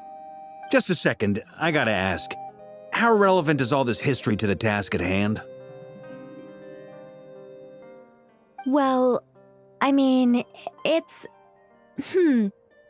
Okay, it seems we've drifted into irrelevant narrative waters. It's been a while since I've had the chance to speak inside someone's head. As soon as I got started, I lost control and the words just flowed out like a waterfall. What I'm trying to say is... Right, yes, that's it. The relevant part is the ritual created by the Hyperboreans. The fact that they bypassed the false sky and saw the true moons implies that they successfully built a connection between Tevat and the outside world. Which means, with enough Kuvaki and a sufficiently stable connection, it should be feasible to send one person over the border. Okay, so they built some kind of portal? Oh, yes. A portal. Yes. Is something wrong? You sound disappointed. I just didn't expect you to summarize it so well. It turns out I could have said all that in one word, if only I'd managed to think of it. No, please, it's fine. This is invaluable knowledge. I'll be sure to record and preserve everything in writing. Oh, really? Well, in that case, I suppose I could backtrack and add some more detail. I did gloss over a few things so far. Whoa, whoa, whoa, time out. Let's summarize what we've got first. The Hyperboreans were the last ones to use this method, right? So we somehow need to find whatever structure they built and make sure there's enough Kuvaki to power it up. Luckily, we have the moon marrow of both the eternal and iridescent moons, so we're all good for Kuvaki. Which means the key issue we need to focus on is finding the place. Am I right so far? Yes. Although I expect the structure is long gone by now. That said, what if we could take advantage of the phantoms to travel back to a time when it still existed? Well, travel back isn't quite accurate. It's more like we'd be creating a handshake between 2 points in space-time. We wouldn't even have to pick a time when it still existed. It could just be a time when it still appeared in phantom form via projection, or we could project our own phantoms, fold them together at... You look lost. Was that too hard to follow? Yeah, things got a little, technical there. Paimon's brain is reaching capacity. All right. Let me think about how to put this more simply. Okay, got it. Over the next few days, I'll search for phantoms that we can use. Once I find one that meets the criteria, I'll let you know and we'll regroup. By completing certain rituals, specific individuals will be able to enter the phantom and make it to the Hyperborean structure. If everything checks out and it looks feasible, we'll just need to wait for Moon Prayer Night, and we can send the Moon Goddess back home. I'm really skimping on the detail here. Is this making any sense at all? I think so. For now, we'll just wait to hear from you. Yes. Basically, yes. Great. Counting on you. In the meantime, we'll focus on finding the Moon Goddess's name. My name? Are they looking for a way to stop me from disappearing? Excuse me, Miss... Go on, Miss Nicole. This conversation was a little all over the place. I didn't catch your name. I am Lauma, of the Frost Moon Scions. Ah, I did wonder. I noticed that you listened very intently when I spoke about Hyperborea and the moon's history. If you'd be interested, I'd love to visit you this evening and go through it again in greater detail. Also, if you were serious about making a record, it would be too risky to simply write down the raw details as is. I would suggest some tweaks. Maybe rewrite the stories as fairy tales or fables, perhaps even prayers. Anyway, we can cross that bridge when we come to it. So, see you later then? Oh, and no need to prepare anything. Just a cup of tea will do. See ya! She seems friendly. It's just... It's so nice to find someone who's actually willing to listen. I've been dying for a chance to finally go through all this systematically from start to finish. Any longer and I'd probably start forgetting it.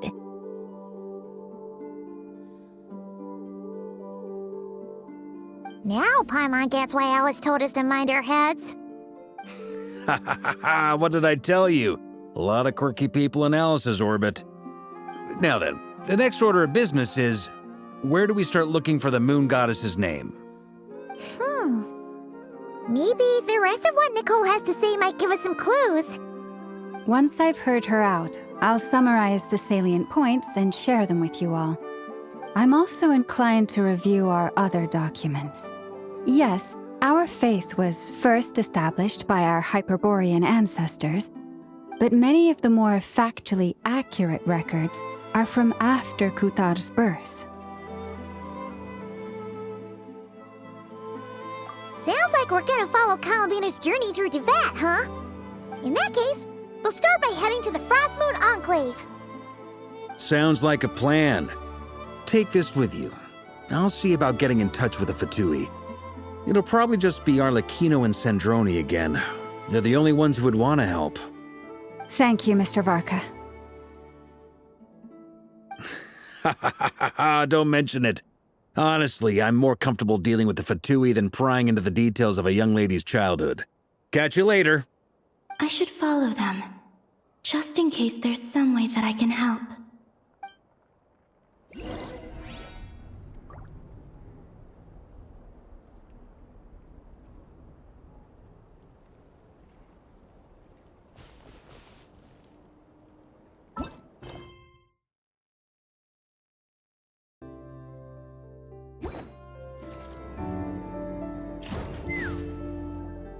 A while ago, I took the time to organize all documents in our possession that pertain to Kutar. What you see here is the material I consider reliable. You're saying there's unreliable material too? Yes. Most of the information we have was transmitted through an oral tradition. Inevitably, some of her stories were mythologized and deified over the years through countless retellings. That's why I organized them into reliable and unreliable. There's no sense seeking answers in history unless we can ensure the veracity of the historical record. Makes sense. All right, let's take a look through.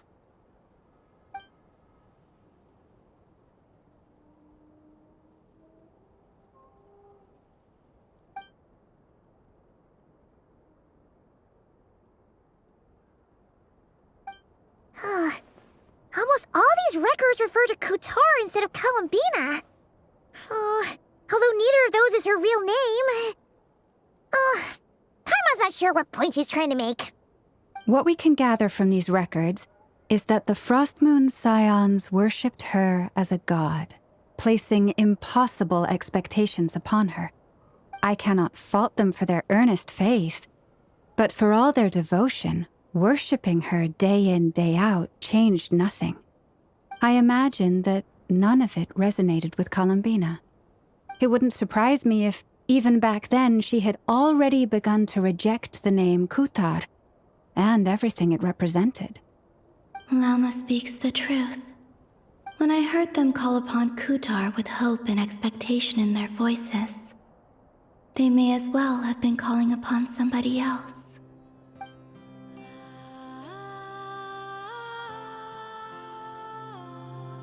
Well, that's a bit complicated. I looked at the level of detail, perceived authenticity, prose style, and how realistic their portrayal of Kutar seemed to be. Amongst the Frostmoon Scions of today, only I know of her existence, and I alone have spoken to her face to face. As such, I know that there are certain things she simply would never do. That being said, I have sensed some changes in her lately. Changes?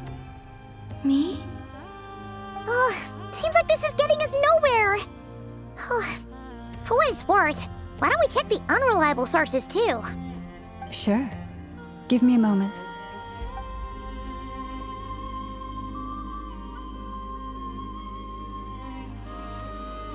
Exerting but a fraction of her divine might, Kutar sheared a great mass from the snow-capped mountain and cast it into the sea, upon whose surface shone the mirror image of the moon.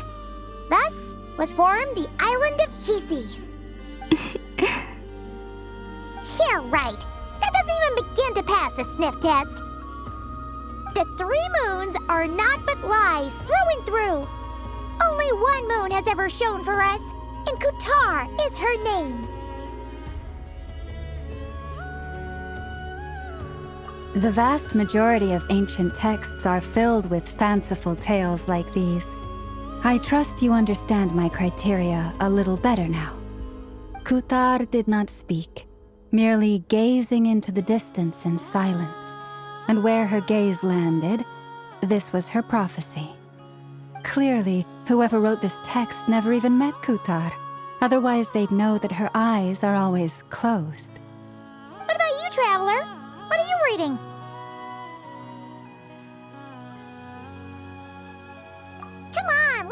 on sea. The child wished to build a wooden nest with which to shield the fledgling bird from the cold. But being so young and lacking in strength, the child could not snap the branches from the trees. Kutar was passing by. Upon seeing the child, she summoned forth the Kuhenki, who built a beautiful nest for the child. I remember that. Not knowing the meaning of Kutar's divine intervention, the child dared not to respond, and thus ran home to call their parents. But Kutar was gone. The moon chanter declared the event a miracle and took the nest as a relic, placing it on high for all to see. The child was named as one favored by the goddess and was greatly respected amongst the people. Yet, no further miracles were bestowed, and this matter was forgotten in but a few years. Huh. Any thoughts after reading that? Yeah. Columbina probably just wanted to join the kid in making nests. Ah. I'd originally considered this a fabrication, because Kutar did not perform any similar actions in subsequent records. But now that I think about it, it does seem like something Columbina would do. It's just that... She didn't know how other people would interpret her actions. She was probably worried about making things difficult for people. And so, she gradually stopped joining in. Yes. Oh, that's so sad.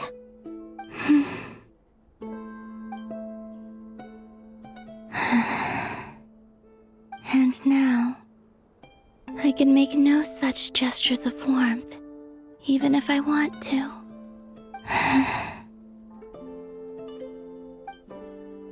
Still no name. That's a bit of a shame. But we did learn some interesting stories. That's gotta count for something. Varka said he was gonna set up a meeting with Arlecchino and Sandrone, right? Let's go back to Nasha Town and see how he's doing.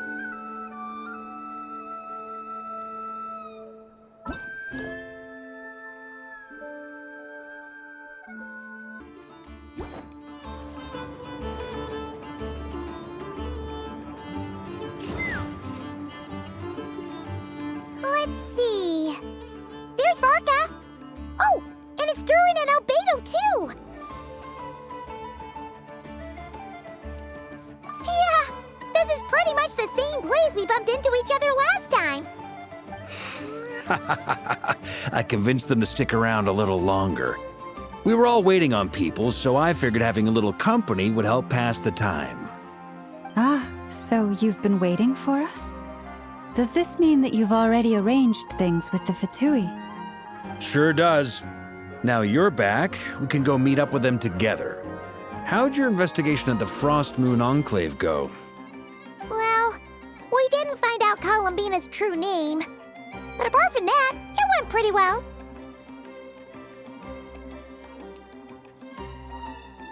Aha, just as well that I didn't tag along then.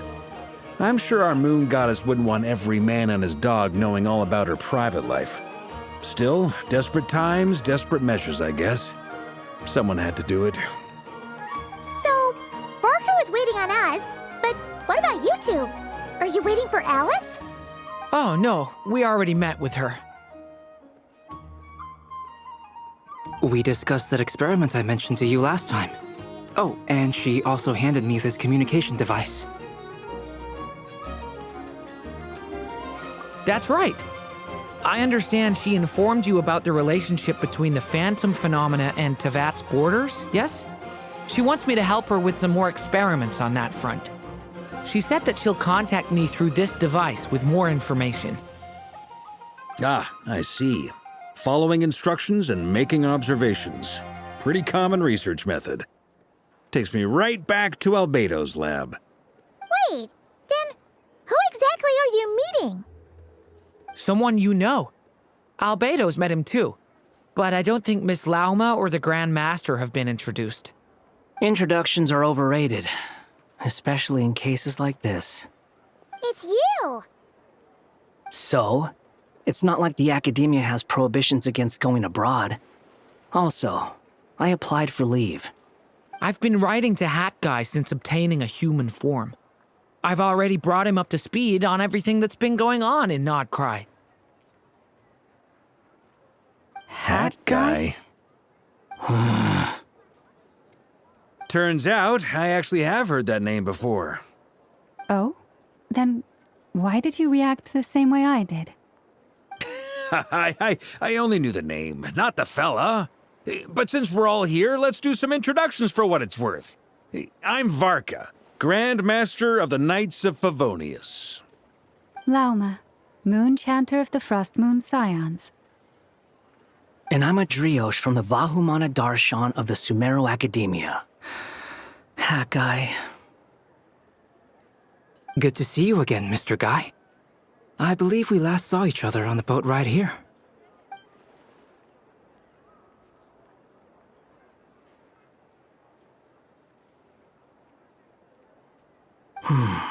Mind you, the only reason I came here is because there's someone I want to look into. Who's that? The Doctor, also known as Dottore, second of the Fatui Harbingers.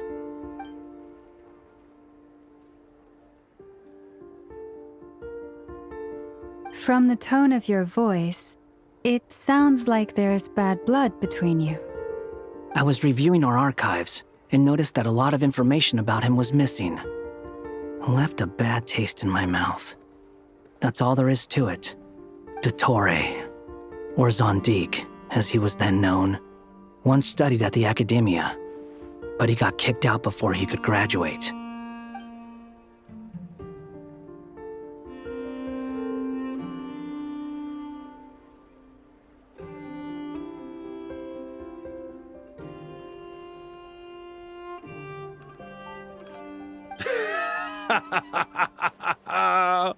So the Harbinger's #2 man is a college dropout? How embarrassing for them. Last we heard, he was planning something. We actually heard that a few times before, even coming to Nocturne, but we haven't seen a trace of him since we got here. He only appears when something interests him. For all we know, he might have left already. But the fact he did something here at all is worth noting. It'll fill a couple extra lines in his file. Why does it sound less like a file you're writing and more like a criminal record? Anyway, we were just about to meet 2 of the other Harbingers. Want to come along? You might learn a thing or two about him there. Sure. Even though they're Harbingers, well, they're old acquaintances of ours, so, you know, when you talk to them, try to be... I got it. The Frost Moon Scions' relations with the Fatui remain tense. Forgive me if I do not attend. In that case, we'll continue assisting Miss Alice with her experiments. Good stuff. Everyone's having a fruitful time. All right, we better get going. I'll lead the way.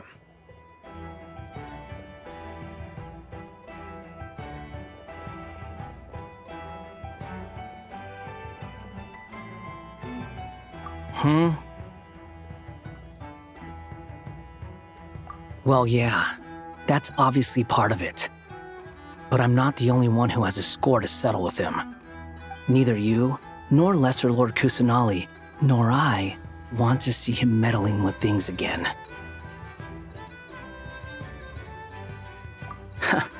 What's the hurry? Don't worry. Pigeons always know which way home is.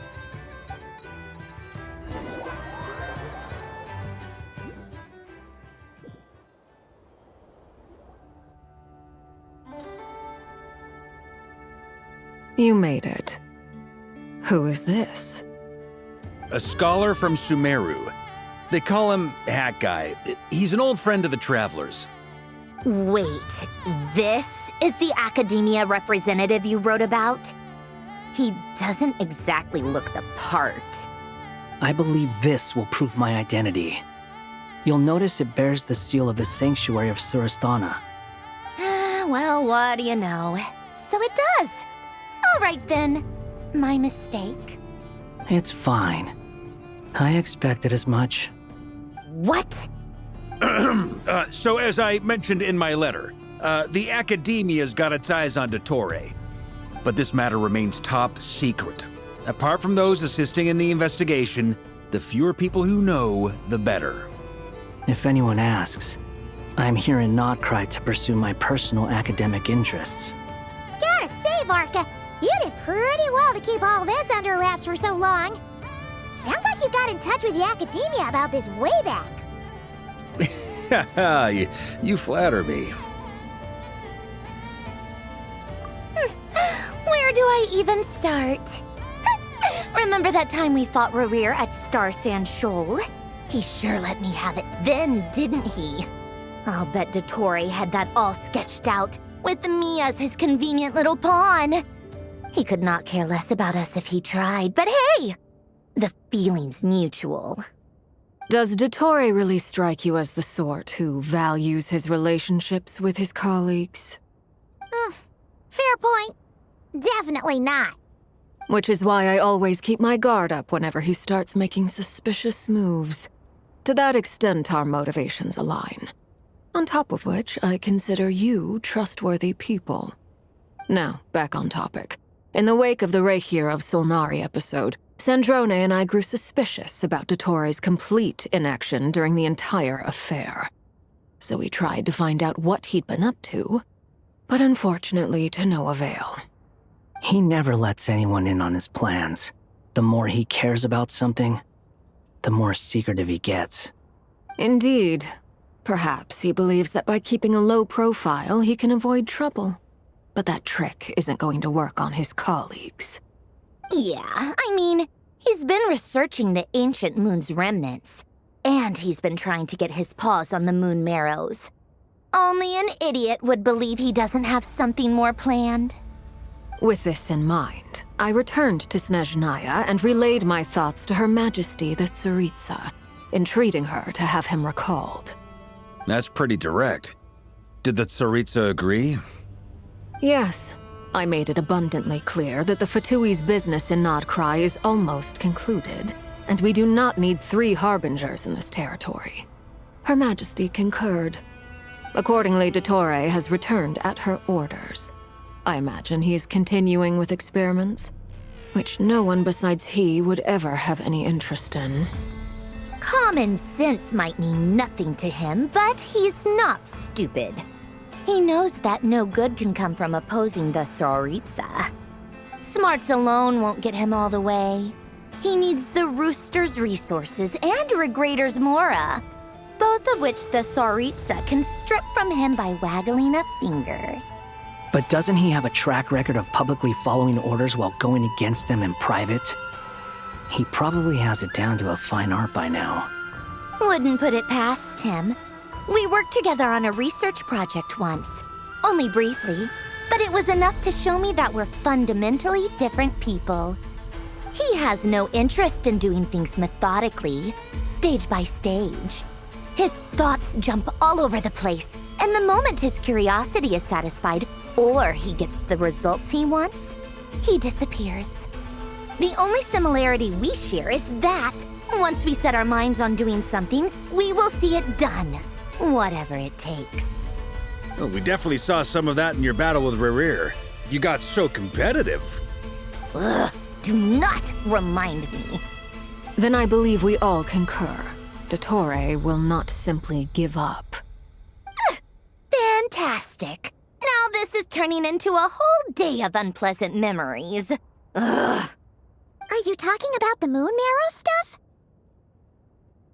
He also strikes me as the kind of person to disregard experimental regulations, ruin all the equipment, and go way over budget.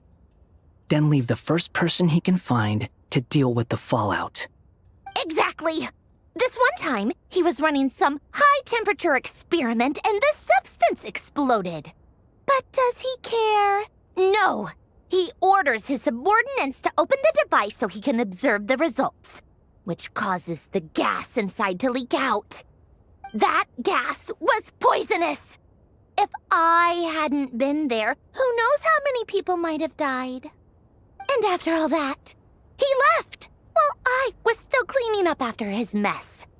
What a waste of time, he said. Waste of time? The nerve!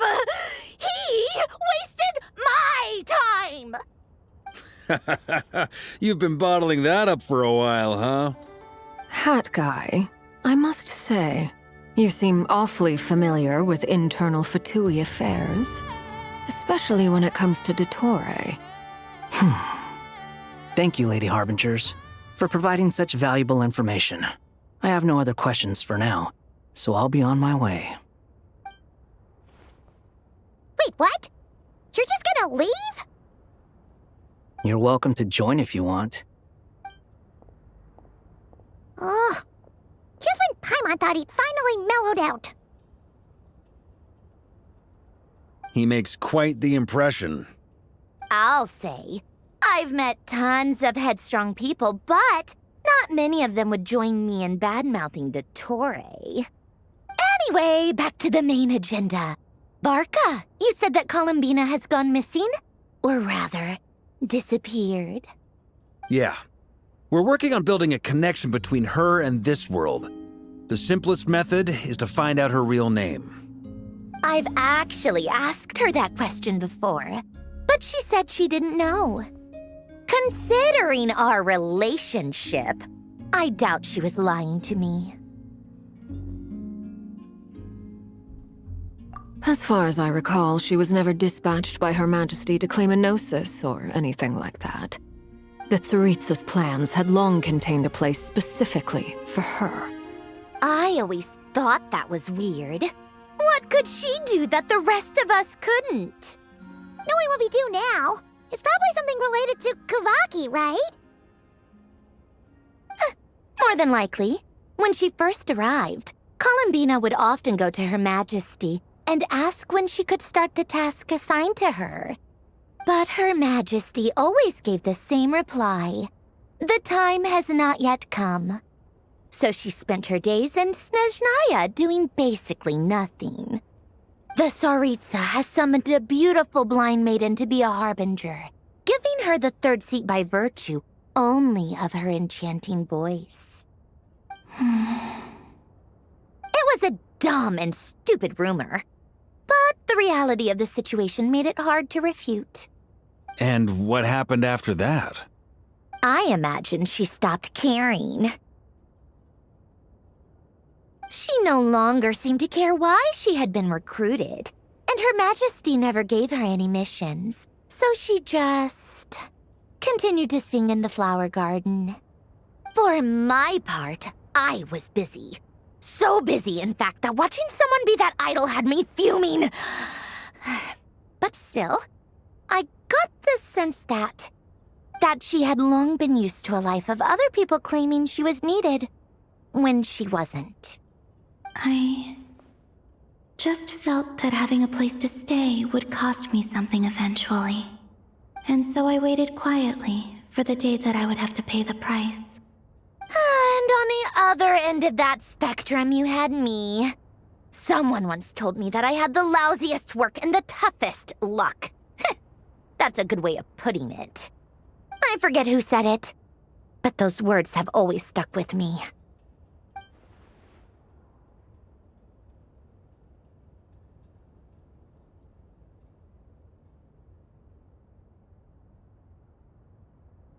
But you've done your job exceptionally well all this time.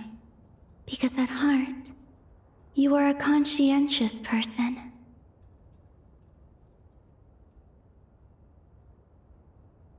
What is it? Something come to mind?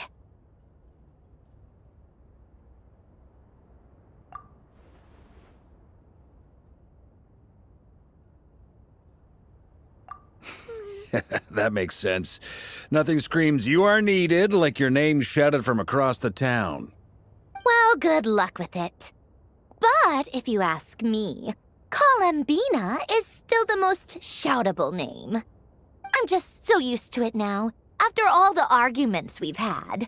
I can't be bothered trying to remember another name for her. Nor I. Sandrone. Harlequino.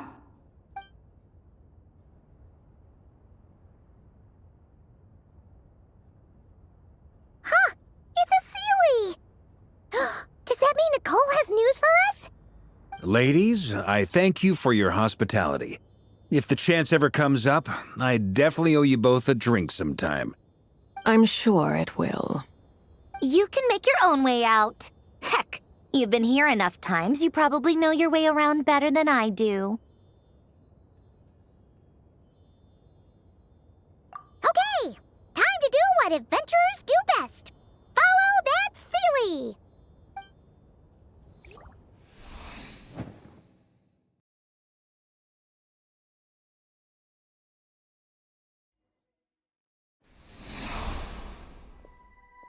Here you are.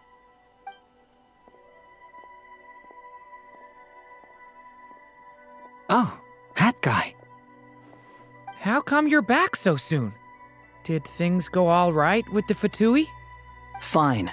Dotori's been summoned home by the Tsaritsa. Couldn't get much more than that. How about you? Any progress with the investigation? Unfortunately not. We've tried everything. Different phantoms, different locations, different points in history. But the results were the same each time. Abyssal monsters roaming the land. People crying out in despair, with no hope of being rescued.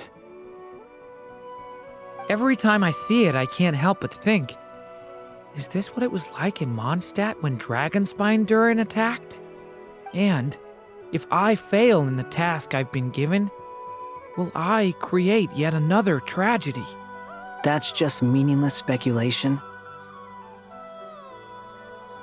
When we encountered similar phenomena previously, I tried to interfere with those illusions, using sounds and lights to guide them. However, we could not change their fates. At most, we were able to extend their existences. The events of the past are like fate that has been written into Irminsul. There isn't a living thing in Teyvat that can escape its past. But Miss Alice instructed us to try to find ways to change the outcome that these phantoms face. It's an impossible task. Can't you just refuse? Since she asked us to do this, I feel like it can't truly be impossible.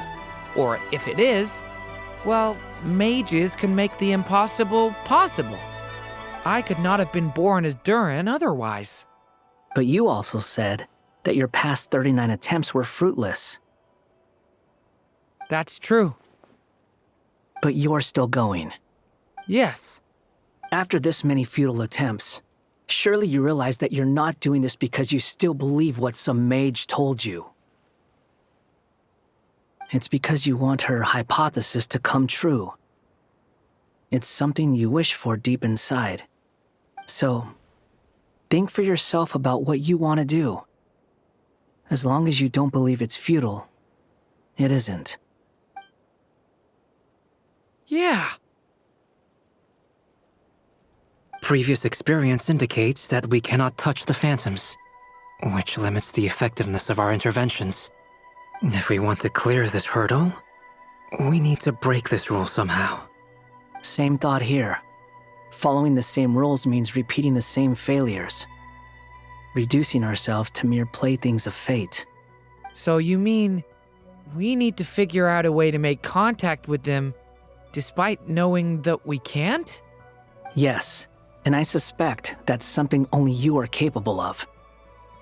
Everything in Teyvat is logged in Irminsul, but the withering that once occurred in Sumeru was a sign that the Great World Tree was being corrupted. This corruption allowed things that should not have existed in Teyvat to appear. This is tantamount to rewriting reality to an extent. You're saying abyssal power might be able to affect those phantoms? No one's ever tried it before. If you're gonna try it, it'll take courage. And you have to be confident that you can control it. Is anyone there? Has anyone seen my daughter? She's missing. I have to find her. I hear someone inside. Spargana? Are you in there? Ah!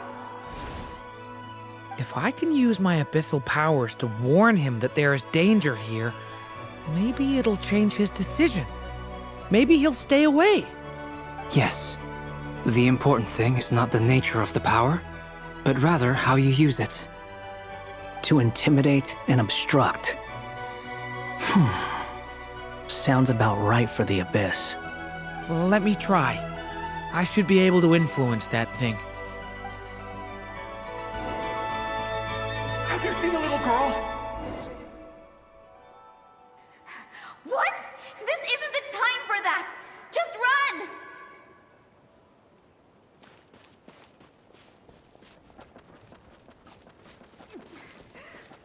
I hear someone inside. Spargana? Are you in there?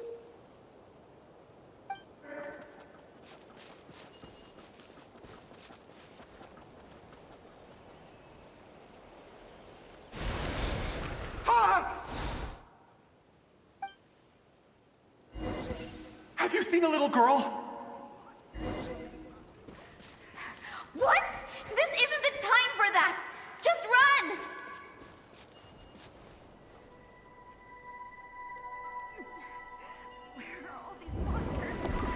I hear someone inside. Spargana? Are you in there? What is this? Looks dangerous. I should get out of here.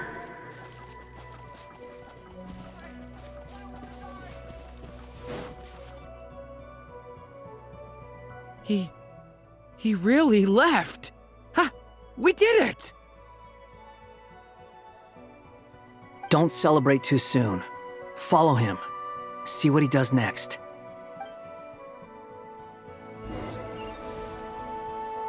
Monsters approaching from the front. You need to stop them and create an opportunity for him to hide.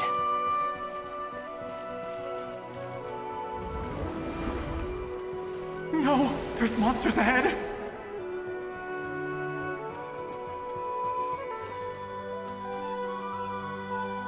Wait, is that the barrier I saw earlier?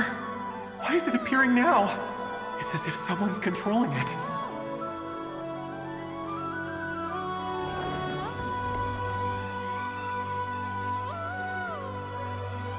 The monsters are gone.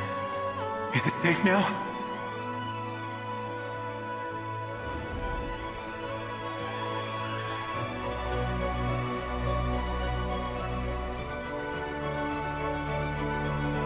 The barrier's gone too. How odd. Anyway, I guess I'll keep going. Quickly, let's keep up.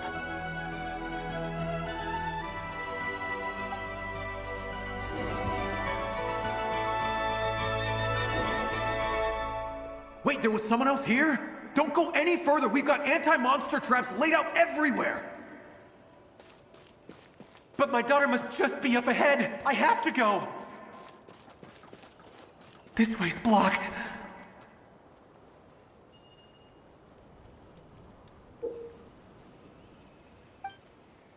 We might be able to use the explosives over there, but we need to take care not to hurt him.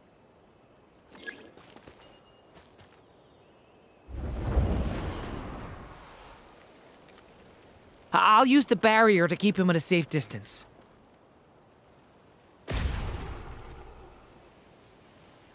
This barrier seems to be helping me somehow. Hey, wake up! Oh, no good. Gotta keep moving ahead.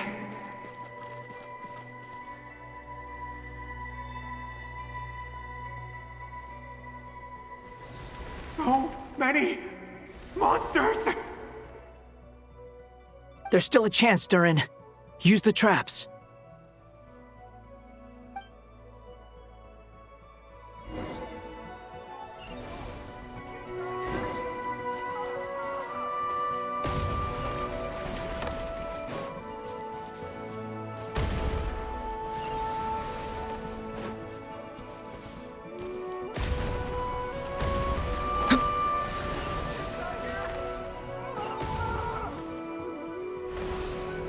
Help me!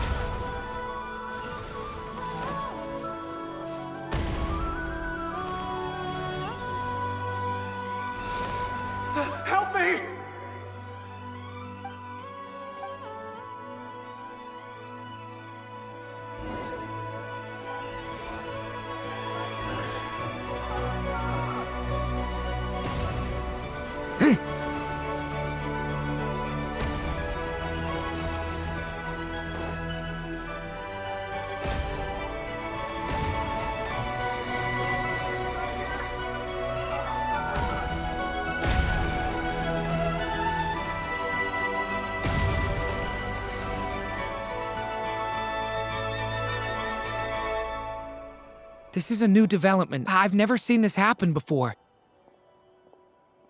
We might just be able to save this person.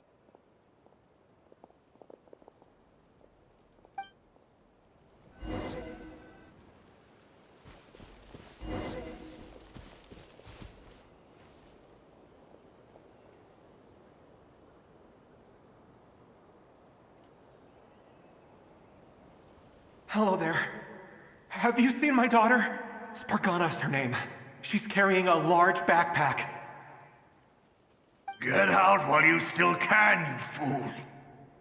You won't find any survivors here. But I can't just leave her here. She must be so scared right now. Sorry.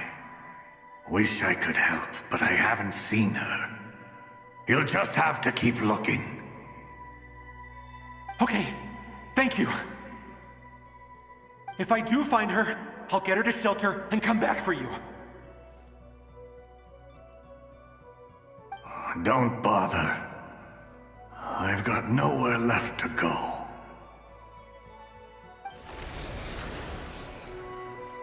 What's that noise? Monster! No, if he goes inside, he'll be walking into a trap. Let's try this once more. This time, we have to stop him.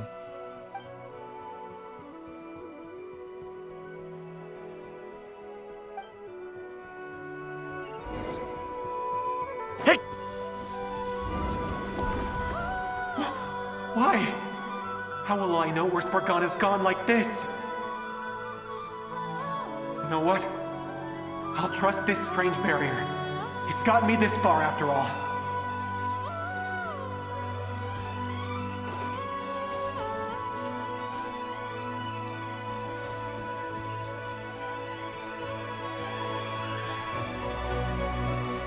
Spargana, are you there?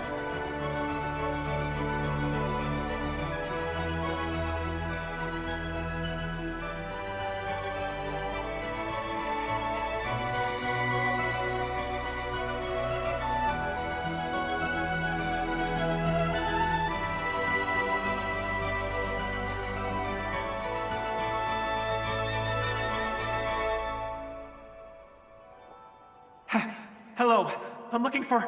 Huh? Looking for what? Everything here belongs to me. Get 'em, boys!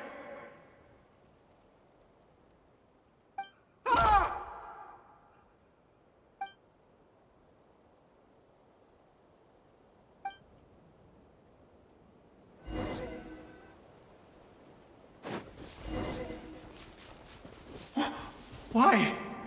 How will I know where Spargana's gone like this? You know what? I'll trust this strange barrier. It's gotten me this far after all.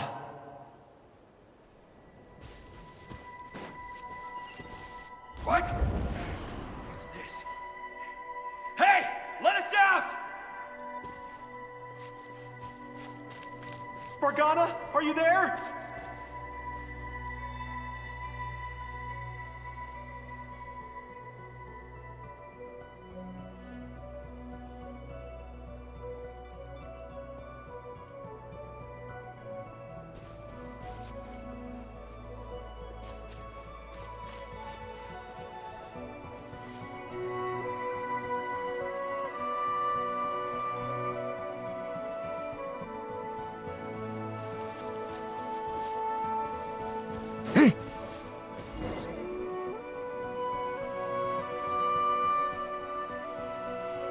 Huh? That looks like one of my daughter's books! Thank you. Thank you! Yes, it's one of hers for sure. That's her name on it right there. She left her backpack here.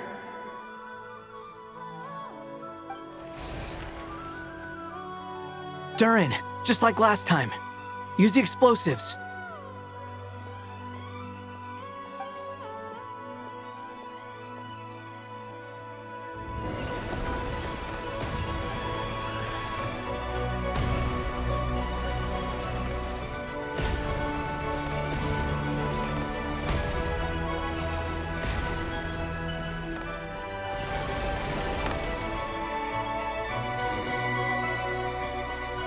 It won't work. There's not enough left. If he makes it in, he'll die. But then, this clue could be the key to him finding his daughter. It might not be the only one. Better he misses that clue than loses his life. I guess so.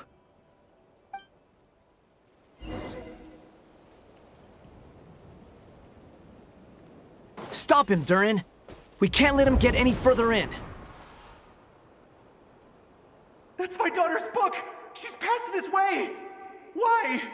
Why won't you let me go in? I've searched and searched and searched just for this! But how will I find her without any clues? I no longer have anywhere else to go.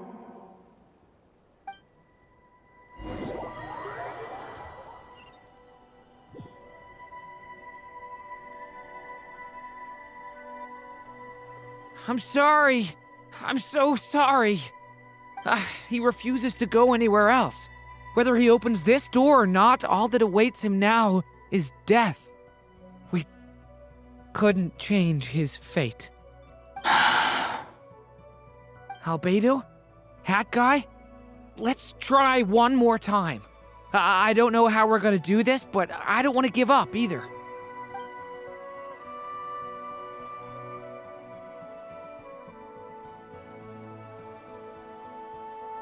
Why am I here? What's going on? All these scenes running through my head. Where are they from? Huh? What's going on? His reactions have changed. How many times have I... What's happening to me? Huh? Wait, who are you? You can see us now? I feel like I always could, but that I only just realized you were there. I'm sorry, I don't know how to describe what I'm feeling. But you were the ones guiding me using that marked barrier, right? I haven't done anything yet, but those monsters, those deaths, they feel like memories. Like things I really did experience. I won't find my daughter. In fact, I'll ultimately die trying to find her. Isn't that right? Well, no, it isn't. Yes, it is. Even so, we're trying to find a way out of this. You've not seen my daughter either, have you? It seems she really isn't here.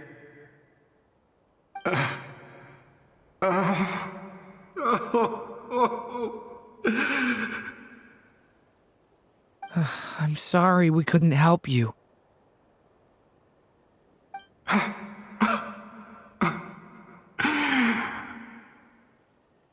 I'm just tired. Maybe this is destiny. Maybe it doesn't matter how hard I search. How long do I have left? Experience says 15 to 20 minutes. 15 to 20. Thank you for all your help. Let's rest a while. You look exhausted too. Now's not the time for you to start pitying us. It's not pity. I'm just realizing that I've only got 10 or so minutes left. You know?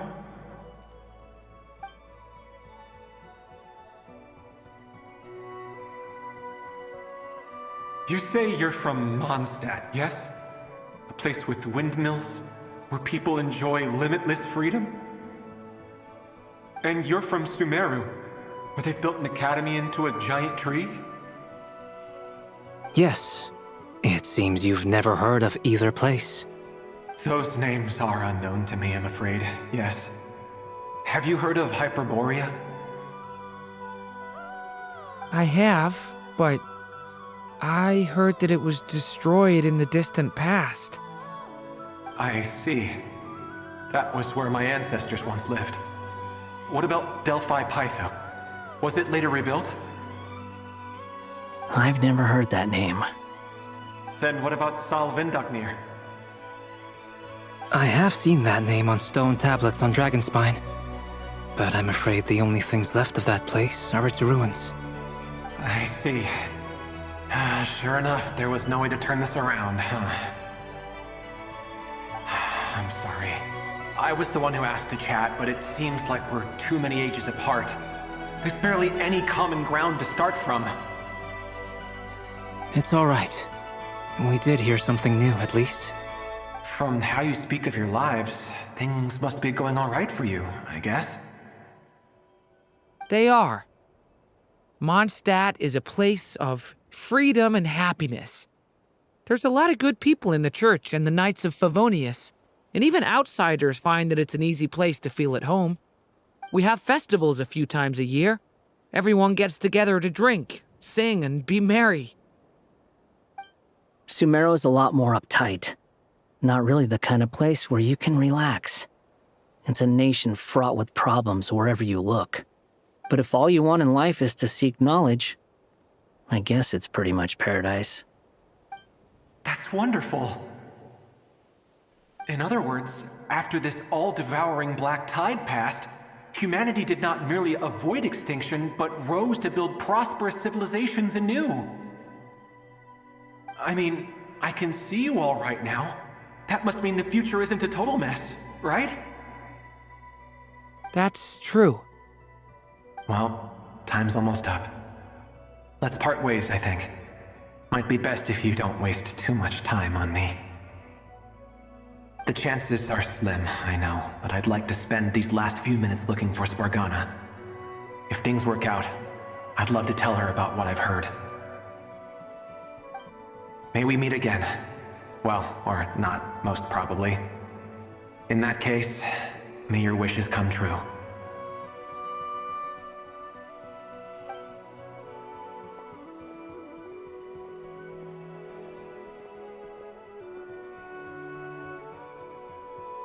He's gone. In a few minutes, he will meet the end that was his to begin with. The ending of this tale did not change, but I believe that we've just made the most progress we have yet. May your wishes come true. If only it were so simple. Hat Guy, could I ask you a question? You've never talked about your past. It seems complicated, and it weighs heavily on you, too. Would you be willing to tell me about it? I mean, sometimes it's better to get things out in the open. Take that guy we try to help, for instance. At least he said goodbye with a smile, right? I know about Albedo's past. Our experiences are very similar, and he created me. As for you, you're my first friend, and you've witnessed every step I've taken. But by comparison, I know nothing about you. Either way, I mean, we're still best friends. But if I knew more about you, I might understand your thoughts a bit better. I've told you about myself. I'm a student at the academia. And what did you do before that? Prepared for the entrance exam? All right. If you really don't want to talk about it, I won't press you any further. I was a puppet built from the branches of a white tree, using technology left behind by the Conrian schools of mechanical engineering. A white tree? You mean an Irminsul tree? Yes, a branch of Irminsul that was once connected to the main tree. So you had a human creator too? Yeah, but my creator abandoned me after deciding that I was a failure. After that,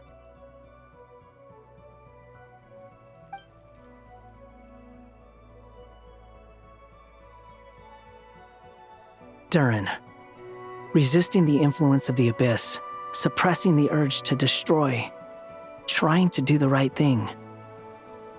None of these things are easy, but no matter how hard they are, trying to rewrite past wrongs is far harder.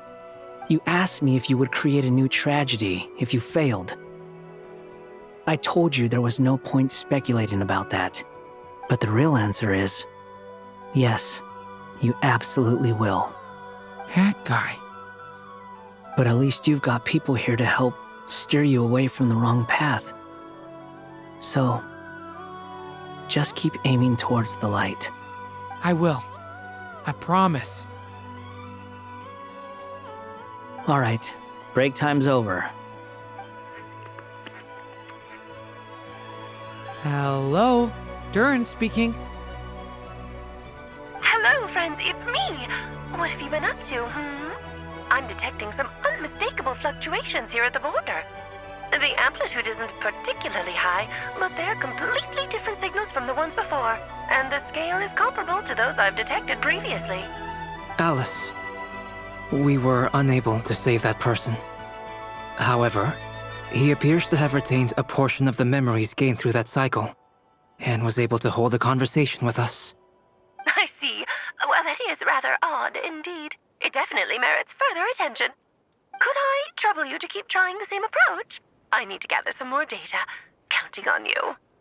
I should probably have Nicole come and check this out as well.